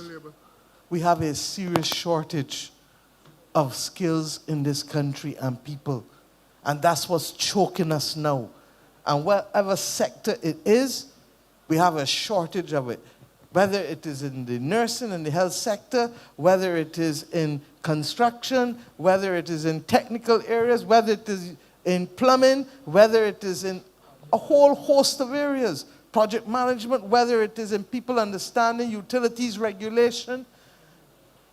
If this country does not come to terms with the fact that we do not have enough skills, we do not have enough people to do what has to be done to lift up all the heavy lifting, we are going to pay the price of diminishing returns and diminishing quality of life. And I want us to begin to understand it. When I did the 11 plus, there were probably about 5,000 children a year doing it. When I was Minister of Education, there were just under 4,000 people a year doing it. Today, it is about 3,100K. And in about 6 years' time, 5 years' time, Sandy, it is going to be about 2,200. Pick sense from that. Pick sense from that. So it means that while we were producing 5,000 kids a year leaving school, you are down almost now to 2,200 in a few years' time. At the moment, we are at 3,200. Work out that across the school roll of 9, 10 years, and you work out how much less people in the school system than before. And that is why even when people talk about ratios, no government in Barbados has ever sent home teachers. Not true? And the same number of teachers that we had when there were 4,000 people, certainly in my 30 years, is the same number of teachers that we got today. You know that? So I want us to recognize that we have some challenges before us, but we are going to address them frontally. And with respect to education transformation, as we said from the beginning, 80% of it is non-contentious. But what will always be contentious is the transfer from primary to secondary. Regardless of what the transfer is, if we push children up who can't read, you got a problem. Regardless of what the transfer is, if we don't fix the schools that got environmental problems and shutting down, you got problems.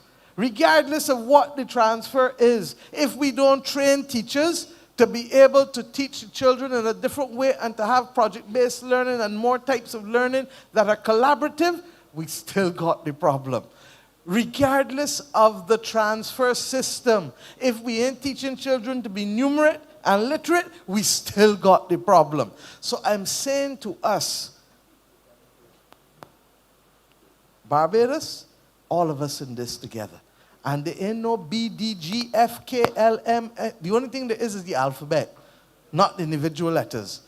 So that we need to get on with it. As soon as we get the report from the Ministry of Education, we will be meeting, as I said, with the remaining people, because in fairness, I don't think we should make a decision without the current leader of the opposition having his opportunity to have his say. And then we will see what is sustainable across everybody.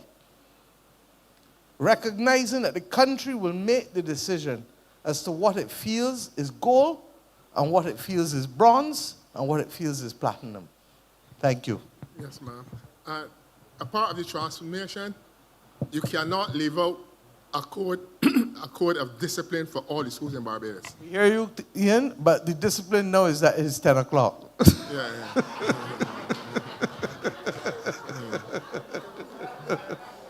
And I said that I do not want, we've agreed that we will give back public servants an early afternoon, the days that they have to do this, but I still don't want to abuse the goodwill of them. So thank you, but I really want to urge you to speak to the Minister of Education. All right, I'm going to cut short now because I wanted to talk something about the transport board, but no problem, but Santi will still listen to you, but no, we'll do it after. Okay. Okay? Thank you. Anyone who's next before we wrap up? Thank you. Good night, Madam Prime Minister and members of Cabinet, ladies and gentlemen. I wanted to ask a question. Sorry, my name is Limbrook Kamabach. I live in Ashton Hall, St. Peter. I wanted to ask a question as well as to make a proposal, but because of the time, I will only ask the question. We made some amendments to the legislation that regulates the Zone 1 areas. I want to know what are the implications for these amendments for areas like Ashton Hall and the WIM. I can't tell you often. Alex, you can answer him, please. Right. In relation to the areas that were previously zoned as Zone 1 and now zoned as Zone A, if a house has pre-existed before the new law came into place, those will be grandfathered in. So, but they will have to meet the conditions of having the septic tank and so forth. But you will not be forced to move if you are now in an area classified as Zone A that was formerly classified as Zone 1.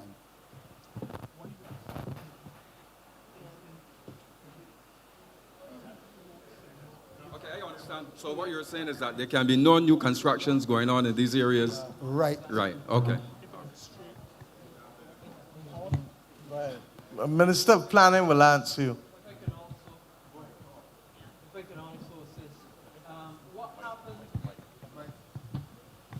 If I can also assist, what happened when we did the new zones? What was Zone 1 did not transfer exactly to Zone A. So Zone A is a smaller land space than Zone 1. So what that meant is that a lot of areas that were classified as you could not build on now have become buildable. So rather than being a Zone A, for instance, you may have done from Zone 1 now into Zone B, which means that you could now build on those lands, but you have to follow certain guidelines with those buildings. So what it did is it in fact opened up several thousand, freed up several thousand acres that previously were not buildable that are now buildable. And a lot actually was in the St. Peter and St. James area. They were one of the largest beneficiaries of that change. I hope that answers your question. Coming back to your cup.